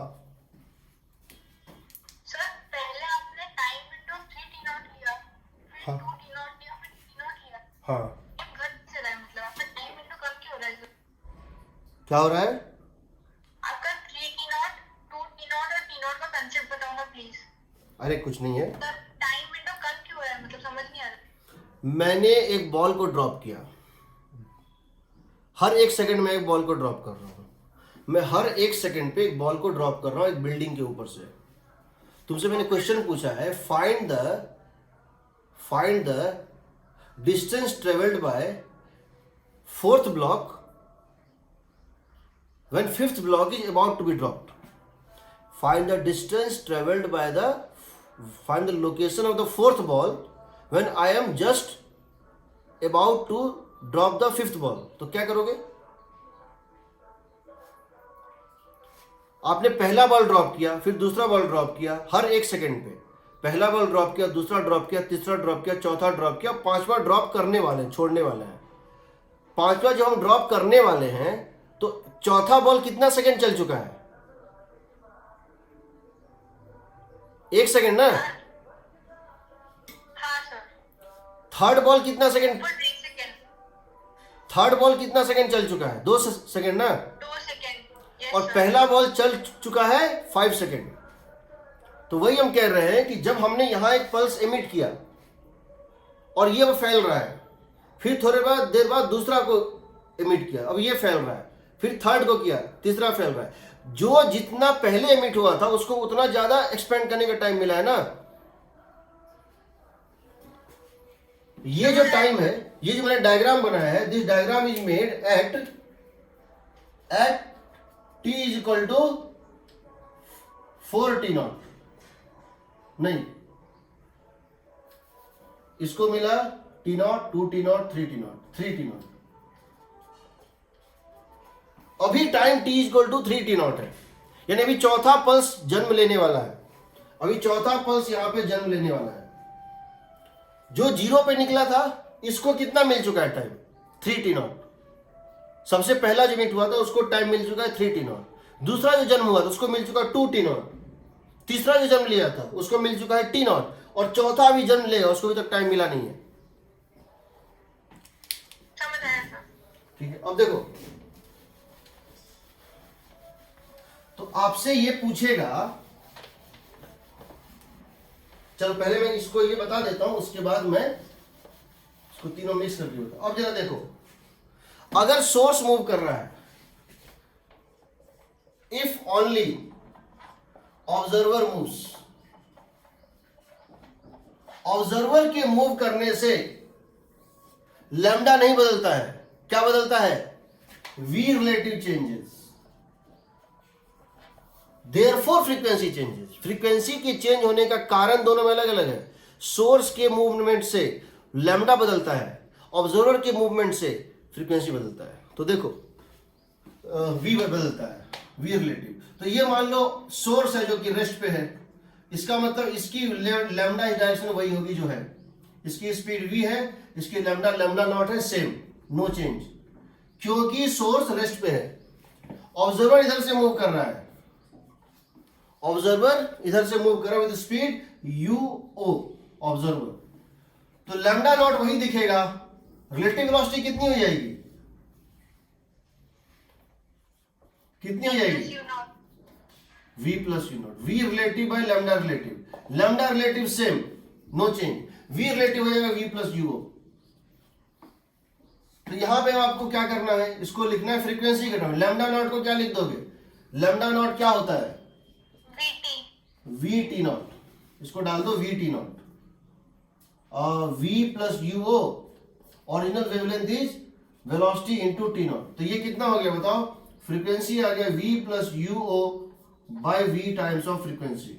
एग्रीड? फॉर्मूले से वही आएगा, v plus uo by v minus us, us is 0 into mu not. तीसरा, इफ विंड मूव्स और medium moves, both changes, both lambda and u changes। हम ले रहे हैं if wind moves, both lambda and v relative changes।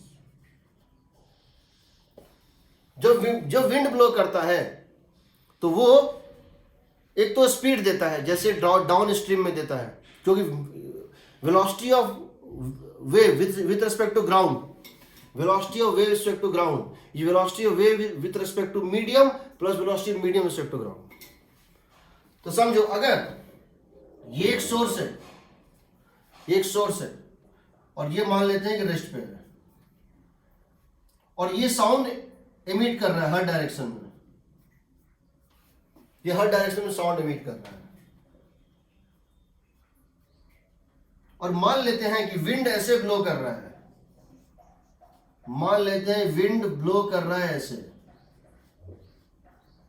W rate से, तो यहां इसकी स्पीड को ये बना देगा, यहां इसकी स्पीड को ये बना देगा v प्लस डब्ल्यू, और यहां इसकी स्पीड को ये बना देगा पीछे की तरफ v माइनस डब्ल्यू।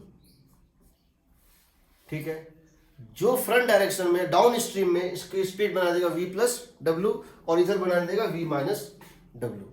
ठीक, दूसरी बात कि ये क्या करेगा, दूसरी बात ये क्या करेगा कि जो वेव का, जो ओरिजिनल वेव का जो पॉइंट था उसको मूव कराता है। कैसे मूव कराता है?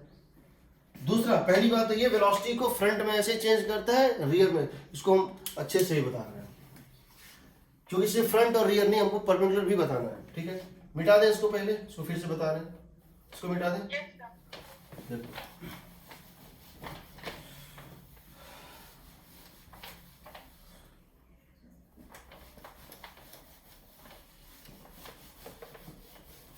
उसके बाद हम तुमको क्वेश्चंस बताएंगे कैसे क्या करना है। देखो थर्ड हमारा है इफ ओनली विंड ब्लोज,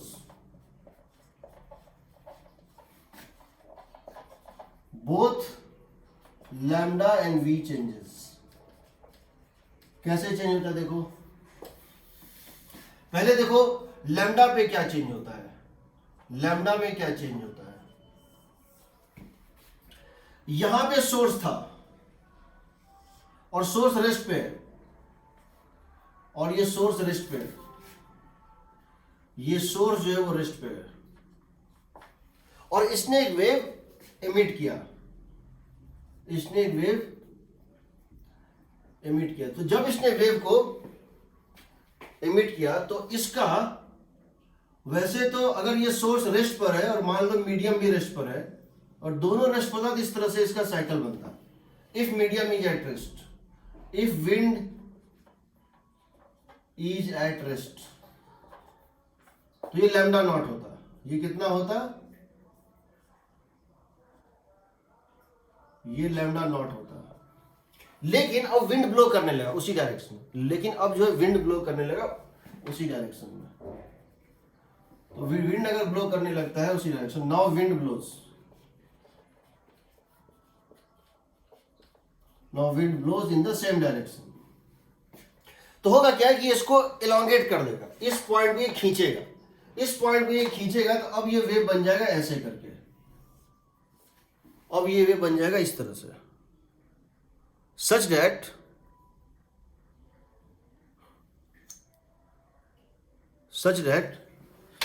अब ये इसको एलोंगेट कर, यानी ये जो पॉइंट था, ये जो पॉइंट था, इसको ये खींच रहा है। तो अब ये जो डिस्टेंस होगा वो हो जाएगा लैम्डा नॉट प्लस विंड की वेलोसिटी। विंड की वेलोसिटी कितनी थी? विंड की वेलोसिटी इसकी ये हो जाएगा, या यूं कहो इसकी वेलोसिटी ये हो जाएगा, इसकी वेलोसिटी क्या हो जाएगी? This velocity would become v plus W, ये हो जाएगा v प्लस डब्ल्यू टाइम्स ऑफ टी नॉट।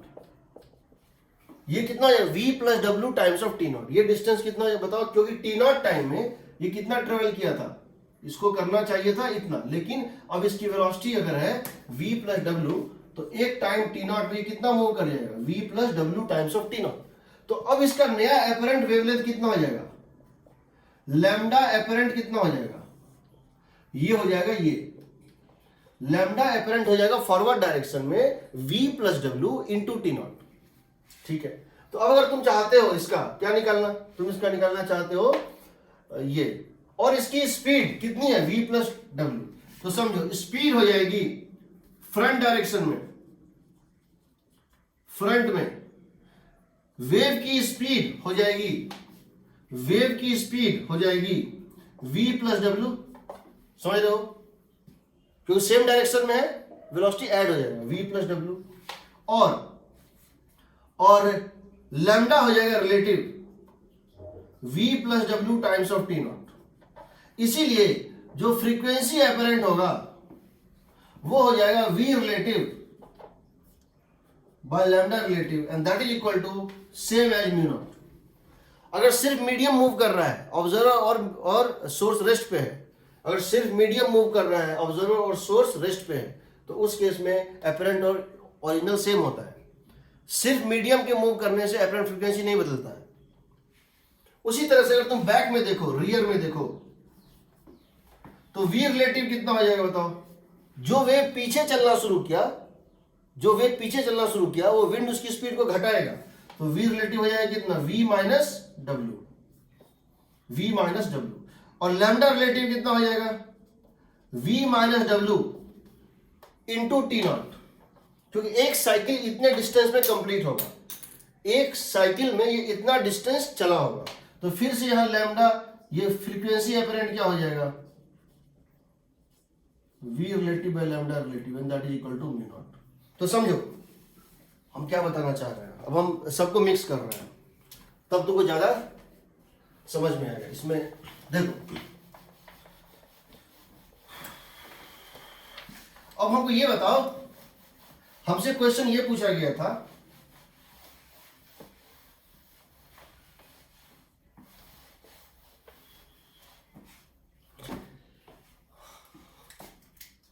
ये एक सोर्स है,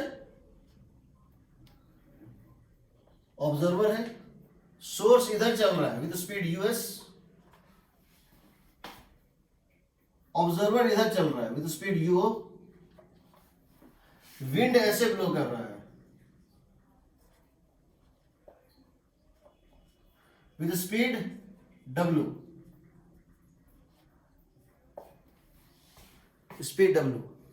speed of sound in the medium, speed of sound दिया हुआ है, speed of sound in the medium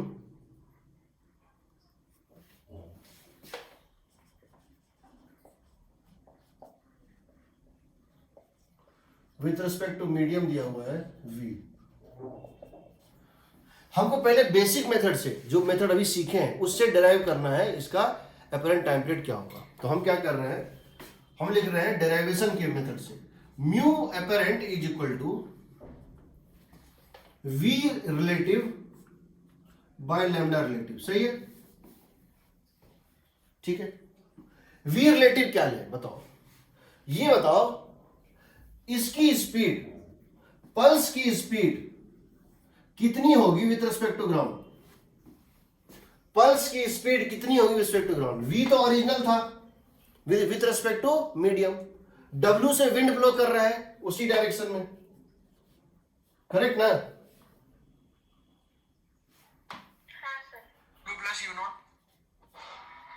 और ये ऑब्जर्वर इसकी तरफ आ रहा है किस स्पीड से?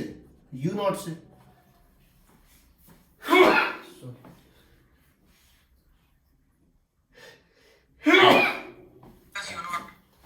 तो ये हो जाएगा कितना? सोर्स के स्पीड का स्पीड क्वेश्चन नहीं होता है, तो v plus W plus you naught, तो यहां डाल दो v plus W plus you not. सही है। लैम्डा रिलेटिव, अब जरा लैम्डा की बात करते हैं, तो सोर्स के मोशन की वजह से लैम्डा में कोई चेंज नहीं, सोर्स के मोशन की वजह से लैम्डा में कोई चेंज नहीं, सॉरी चेंज होगा, ऑब्जर्वर की मोशन की वजह से कोई चेंज नहीं, ऑब्जर्वर इसकी वजह से। ये बताओ, इसका यूएस, इसका स्पीड, हमको ये जानना है कि इसका ये लैम्डा जो इस डायरेक्शन होगा, फ्रंट डायरेक्शन, वो कितना होगा, लैम्डा फ्रंट कितना होगा। तो हमको ये जानना है लैम्डा फ्रंट, हेलो,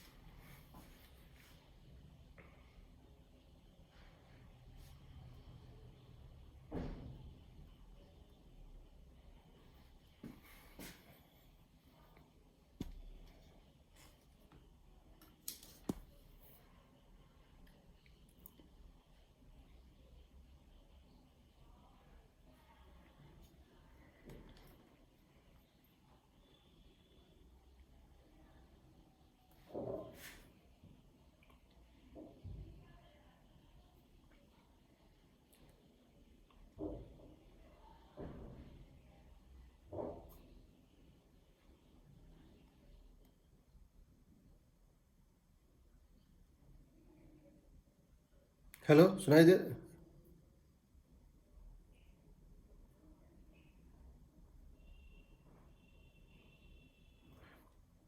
हाँ, दिखाई दे रहा है?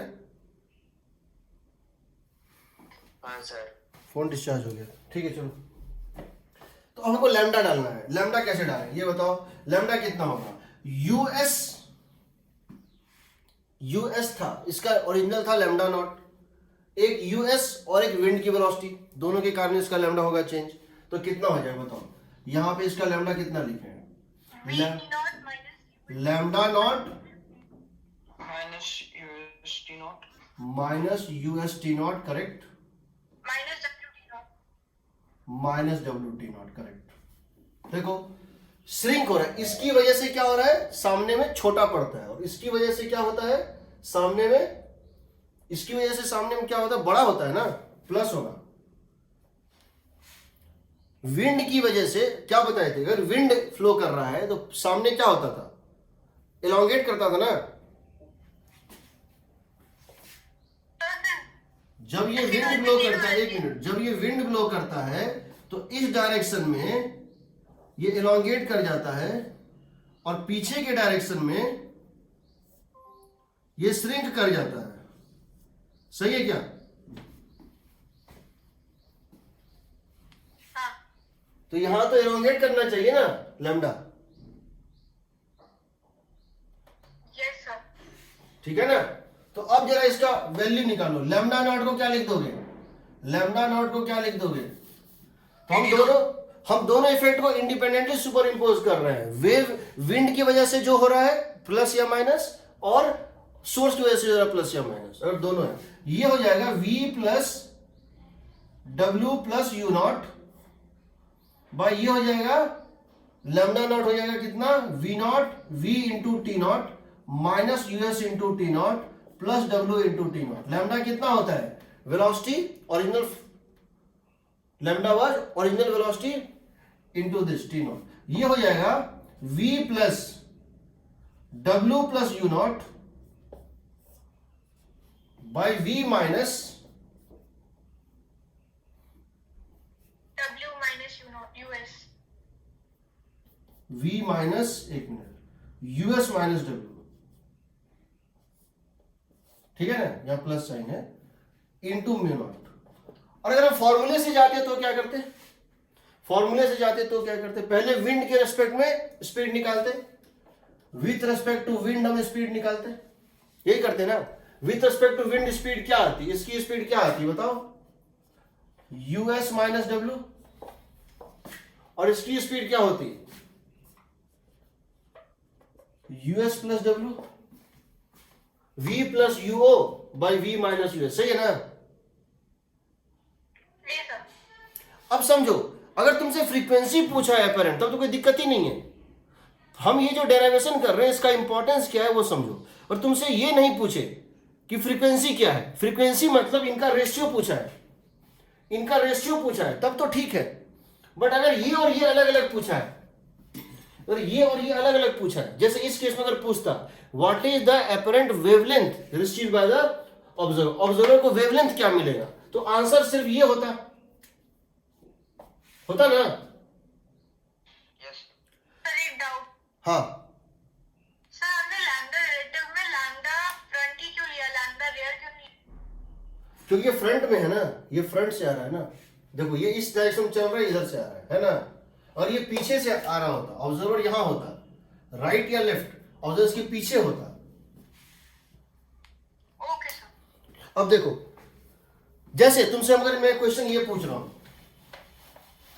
अगर मैं तुमसे, देखो फ्रीक्वेंसी तुम निकाल लोगे, रिलेटिव वेलोसिटी में कुछ नहीं है, तुमको एक चीज का समझना है कि लैम्डा, जो आईटी ने पूछा है कई बार, लैम्डा पूछता है कि लैम्डा कितना रिसीव हो रहा है, तो तुमको सिर्फ ये करना है कि विंड का स्पीड के कारण एलोंगेट होगा फ्रंट और कंप्रेस होगा बैक। जैसे अगर मैं तुमसे ये पूछूं कि ये एक सोर्स है और ये एक ऑब्जर्वर है, सोर्स इधर चल रहा है, ऑब्जर्वर इधर चल रहा है, और विंड मान लो ऐसे ब्लो कर रही है, विंड इस तरह से ब्लो कर रही है, स्पीड ऑफ साउंड है v, और इसका ओरिजिनल फ्रीक्वेंसी कुछ है लैम्डा नॉट, ओरिजिनल फ्रीक्वेंसी है lambda not, original time period है टी नॉट, ओरिजिनल फ्रीक्वेंसी है म्यू नॉट। तुमसे मैं क्या क्या पूछ सकता हूं? पहला मैं तुमसे ये पूछ सकता हूं, find lambda in front end lambda in back. इसके लिए इसकी लैम्डा इस डायरेक्शन में क्या है ये निकालना है, और इसकी वेवलेंथ इस डायरेक्शन में क्या है ये निकालना है। इसको मैं बोल रहा हूं फ्रंट, जिस डायरेक्शन में चल रहा है उसको बोल रहा हूं front. What is lambda front end what is lambda rear? कोई भी ऑब्जर्वर किसी वेलोसिटी से चले, जो इस साइड है, जो इसके इस साइड खड़ा है, उसको अलग वेवलेंथ रिसीव होगा, इसके इस साइड अलग वेवलेंथ रिसीव होगा। हमको बताना है सोर्स के इस साइड और इस साइड वेवलेंथ कितनी है। तो क्या क्या करेंगे बताओ? इस साइड हमको वेवलेंथ निकालनी है, इसकी स्पीड दी है यूएस, वेवलेंथ निकालनी। तो क्या करेंगे, यहां लिखेंगे lambda front is equal to lambda not, तो लेना ही पड़ेगा, लैम्डा नॉट तो लेना ही पड़ेगा। अब लैम्डा नॉट में क्या करना है, ड्यू टू विंड की वेलोसिटी, ड्यू टू विंड की velocity minus W T not, सही है? Yes, sir.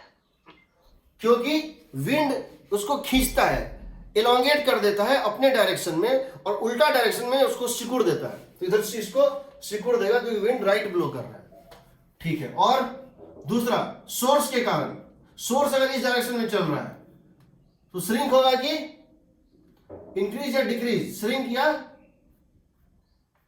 श्रिंक करेगा, प्लस हो जाएगा। Yes, sir. श्रिंक करेगा, प्लस क्यों होगा? ये इधर चल रहा है ना,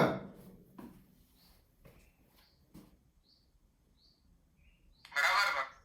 सही है ना? Yes, sir. लैम्डा फ्रंट क्या लोगे, sorry Lambda naught minus omega t naught plus UST.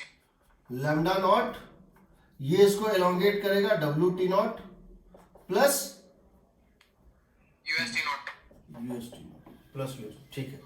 अब इसी में तुमको क्या होगा मैं बता रहा हूं, मैं एक क्वेश्चन देखता हूं जो तुम्हारे पैकेज में हो, जो बढ़िया से हो, जिसमें कि एक मैचिंग कॉलम हो, जिसमें हर चीज पूछा हो, जिसमें हर चीज पूछा हो।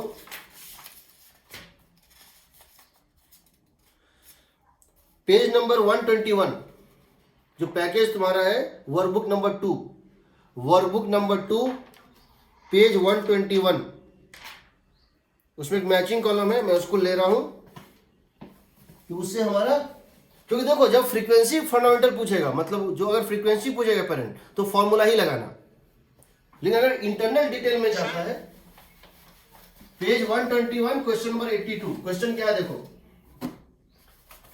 S, O and W represent the speed of sound wave and this, okay, represent source of sound frequency F, observer and wall respectively, ठीक है। यहां देखो कुछ इस तरह से दिया है, डायग्राम दिया हुआ इस तरह से, ये एक पर्सन है और ये एक व्हीकल है, ये इधर जा रहा है विद स्पीड,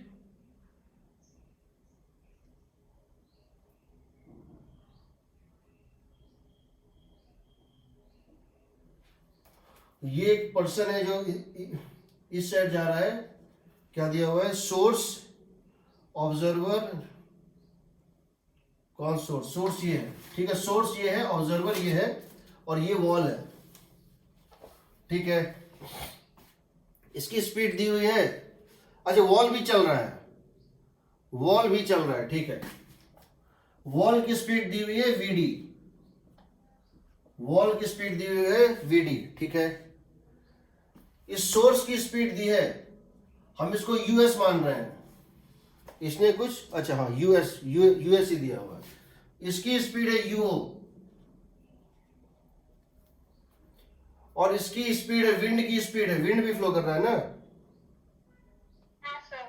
हाँ सर। हाँ, इसको हम W मान लेते हैं, बाद में डाल देंगे। अब पूछा है पहला, the wavelength of the waves coming towards the observer from the source. हाँ, ये सोर्स है, ये सोर्स और ये ऑब्जर्वर है। तो सोर्स से ऑब्जर्वर की तरफ, सोर्स से ऑब्जर्वर की तरफ जो वेव जा रहा है उसकी वेवलेंथ निकालनी है। ये निकालना है पहला क्वेश्चन में, ये लैम्डा निकालना है। निकाल सकते हैं, निकालते हैं। ये लैम्डा क्या होगा बताओ? This lambda is equal to, इसके रियर साइड में है तो लैम्डा नॉट इसके रियर साइड में है, यानी due to this plus u s t not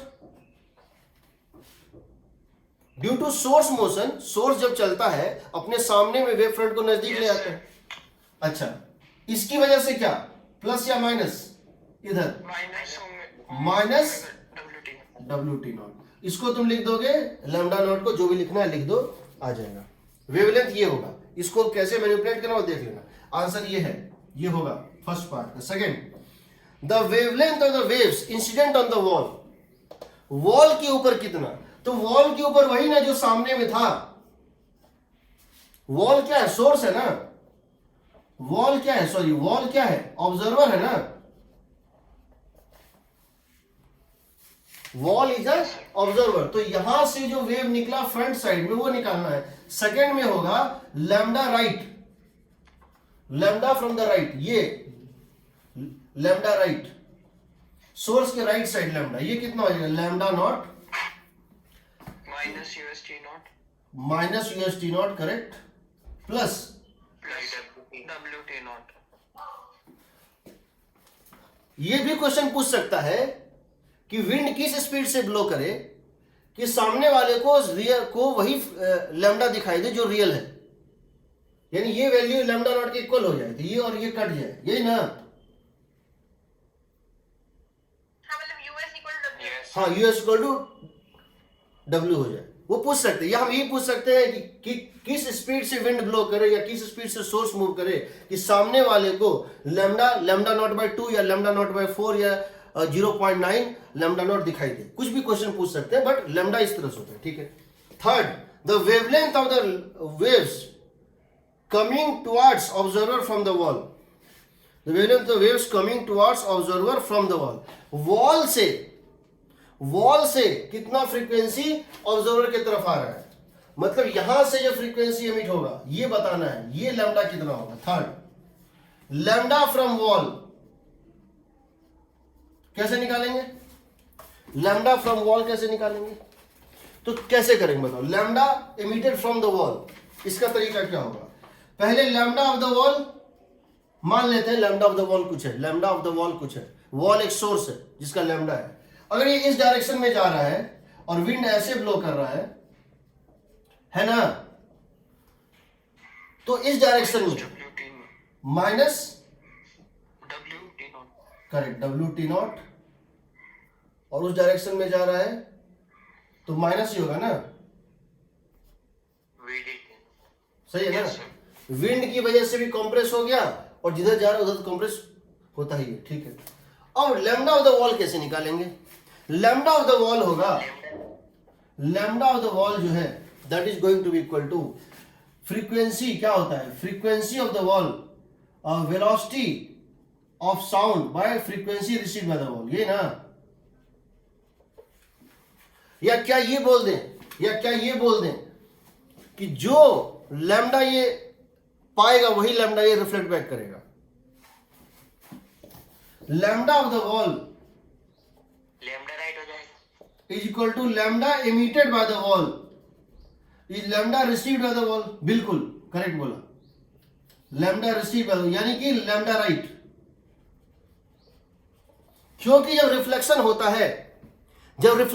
है तो लैम्डा नहीं बदलता है ना? नहीं बदलता है। तो लैम्डा जो ये रिसीव करे वही एमिट करेगा, तो ये हो जाएगा लैम्डा राइट। डाल सकते हो। एक और केस देखो, इंटरेस्टिंग केस है जो हम लास्ट क्लास में कर चुके थे, उसको आज हम थोड़ा सा अच्छे से समझते हैं, कितना ब्यूटीफुली वो निकलता है। तो ये सब तुम कर सकते हो। एक और करना ना, डिस्कस करेंगे ना, मेरा काम से रुको, टाइम हो चुका है। हमको एक बहुत अच्छा चीज होता है, हमने लास्ट क्लास में क्वेश्चन किया था, तुमको याद होगा, जिसमें कहा था कि ये एक मीडियम है, मीडियम 1 एयर है या कुछ है, ये है मीडियम 1 और ये है मीडियम 2। ये था ना, इसमें एक सोर्स चल रहा है विद स्पीड US और इसमें एक ऑब्जर्वर है, इसकी स्पीड है UO। ये था ना, इसमें साउंड की स्पीड है V1, इसमें साउंड की स्पीड है V2।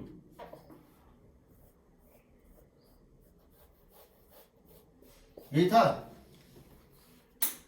हाँ सर। और हम लोगों ने इसका फ्रीक्वेंसी निकाला था, ये कितना रिसीव करेगा। उसमें मैंने क्या किया था, पहला मेथड वो ले रहे हैं। फिर हम इसमें समझेंगे कि जैसे इसमें लैम्डा घुसेगा ना, लैम्डा बदल जाएगा। क्यों बदलेगा? जब रिफ्रैक्शन होता है तो लैम्डा बदल जाता है, बदलता है ना। हाँ मीडियम चेंज है।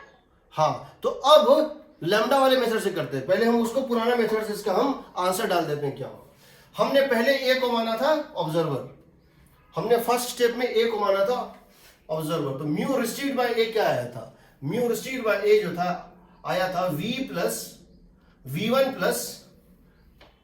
Plus speed of sound in the first medium plus UO observer ये at rest by V1 minus US into mu naught. फिर मैंने कहा कि इसने जो, अब ये जब लाइट इसने जो म्यू रिसीव किया, म्यू एपरेंट जो इसने रिसीव किया, ये उसी म्यू एपरेंट को सेंड कर देगा। क्योंकि जब रिफ्रैक्शन होता है, मीडियम चेंज होता है, फ्रीक्वेंसी नहीं बदलता है। एग्रीड? Yes sir. तो सेकेंड स्टेप में अब मैं इसने जो वेव जो फ्रीक्वेंसी रिसीव किया, अब ये उसी को जो है प्लेस कर रहा है, एमिट कर रहा है। अब मैं कहूंगा म्यू ऑब्जर्वर एपरेंट जो इसको रिसीव होगा, वो क्या लिख दोगे? वो लिख दोगे V2 प्लस UO का मतलब है UO V2, क्योंकि अब ये हो गया सोर्स। ये था सोर्स ऑब्जर्वर, ये है सोर्स ऑब्जर्वर। अब ये है V plus UO by V minus V2 लेंगे इस medium, V2 minus V plus UO by V minus US। Source की स्पीड है 0 इंटू म्यू है ना। एग्रीड? अग्रीड। चलो, अब हम इसी को हम उस मेथड से बना रहे हैं, हमारे वेव फ्रंट वाले मेथड से बना रहे हैं। तो देखो क्या होगा, अगर हम S और A को ले, तो पहले तुम मुझे ये बताओ, A जो है वो क्या है? ऑब्जर्वर है। तो लैम्डा इसको कितना रिसीव होगा? सो बताओ लैम्डा कितना रिसीव होगा? Lambda naught minus UST not. Yes sir. Yes sir. ठीक। और V एपरेंट कितना होगा? वही V1 ही रहेगा ना, क्योंकि इसकी स्पीड कितनी, इस पल्स की स्पीड कितनी है? V1 ही है। और ये तो रेस्ट पे है, विंड तो ब्लो कर नहीं रहा है और सोर्स भी नहीं चल रहा है, मतलब ऑब्जर्वर भी नहीं चल रहा है। ये होगा जैसे ये इस मीडियम में अपना मीडियम बदलेगा। ये है रिसीव, याद रखना, ये है रिसीव। लेकिन तुम जानते हो कि जब मीडियम बदलता है तो वेवलेंथ बदल जाता है। This wavelength during refraction, during medium change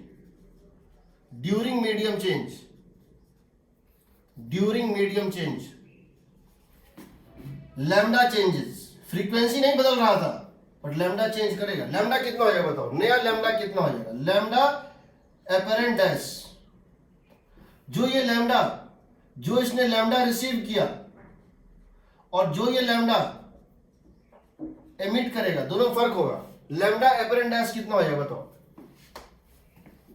lambda naught minus UST not original. क्या होता है जब मीडियम चेंज होता है? तो क्या होता है? हम कह सकते हैं कि जब स्पीड घटता है तो ये भी घटता है। इसका मतलब है फ्रीक्वेंसी को सेम रहना है। V by lambda is constant होता है ना। जब मीडियम बदलता है तो वेलोसिटी बाय लैम्डा कांस्टेंट रहता है। यानी कि हम ये लिख सकते हैं V1 बाय लैम्डा 1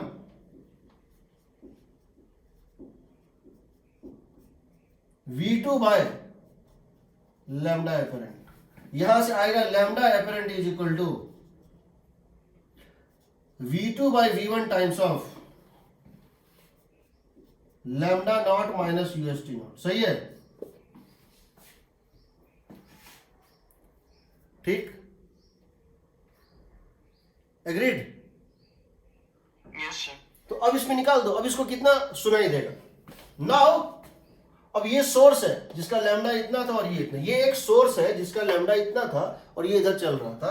अब हो जाएगा frequency received by apparent, received by observer O कितना होगा बताओ, v by lambda, v by lambda, v relative by lambda relative, and that is equal to v relative कितना है, ये तो रेस्ट पे है, ये किस स्पीड से आ रहा है, u नॉट से, तो ये ऐसे जा रहा था किस स्पीड से, v2 से जा रहा था। वेव यहां से एमिट हुआ, स्पीड थी v2 और इसकी स्पीड कितनी है u नॉट, तो क्या लिख दोगे इसको, v प्लस u नॉट लिख दोगे, v2 प्लस u नॉट। सही है, हाँ सर। लैम्डा रिलेटिव यही ना, सोर्स रेस्ट पे है, विंड मूव नहीं कर रहा है, सोर्स रेस्ट पे है, विंड रेस्ट पे है, तो यही होगा। ये कितना हो जाएगा, v2 by v1 times of lambda not minus u s t not, क्योंकि इसको यही फ्रीक्वेंसी, यही वेवलेंथ इसको रिसीव होगा, जो वेवलेंथ यहां से एमिट हो रहा है ये वाला, वही इसको रिसीव होगा, क्योंकि न तो सोर्स मूव कर रहा है, न तो सोर्स मूव कर रहा है, यही इसको रिसीव होगा, क्योंकि ना तो सोर्स मूव कर रहा है और ना ही मीडियम मूव कर रहा है। तो क्या ये दोनों सेम आ रहा है, हमको ये जानना है, क्या ये दोनों सेम आ रहा है। इसको हम लिख सकते हैं v1 by v2, v1 by v2, v2 plus u not, lambda naught का मतलब क्या हो गया, v into t not, lambda naught का मतलब v minus US, v into t not, v minus u s into mu not. क्या यहां से वही आ रहा है, देखो तो हाँ सेम। सेम है ना, लेकिन दोनों में एक फर्क है। अगर हमसे सिर्फ ये पूछता कि इसको एपरेंट फ्रीक्वेंसी क्या सुनाई देगा, हम कभी इतना काम नहीं करते, हम हमेशा क्या करेंगे, हम फॉर्मूला लगाएंगे निकाल देंगे, 90% केस में यही होगा। लेकिन अगर हमसे लैम्डा के विषय में पूछा है, जैसे आईटी में देखना 2 पैसेज पूछा है डॉपलर इफेक्ट से, जितने क्वेश्चन आईटी में आए हैं पिछले साल में 50% क्वेश्चन वेव्स में डॉपलर इफेक्ट से है। एक ट्रेन चल रही है, एक पैसेज, एक ट्रेन चल रही है, ट्रेन के इंजन ने एक हॉर्न बजाया, लास्ट में जो पर्सन बैठा है उसको कितना वेवलेंथ सुनाई देगा, ये पूछा है, ठीक है।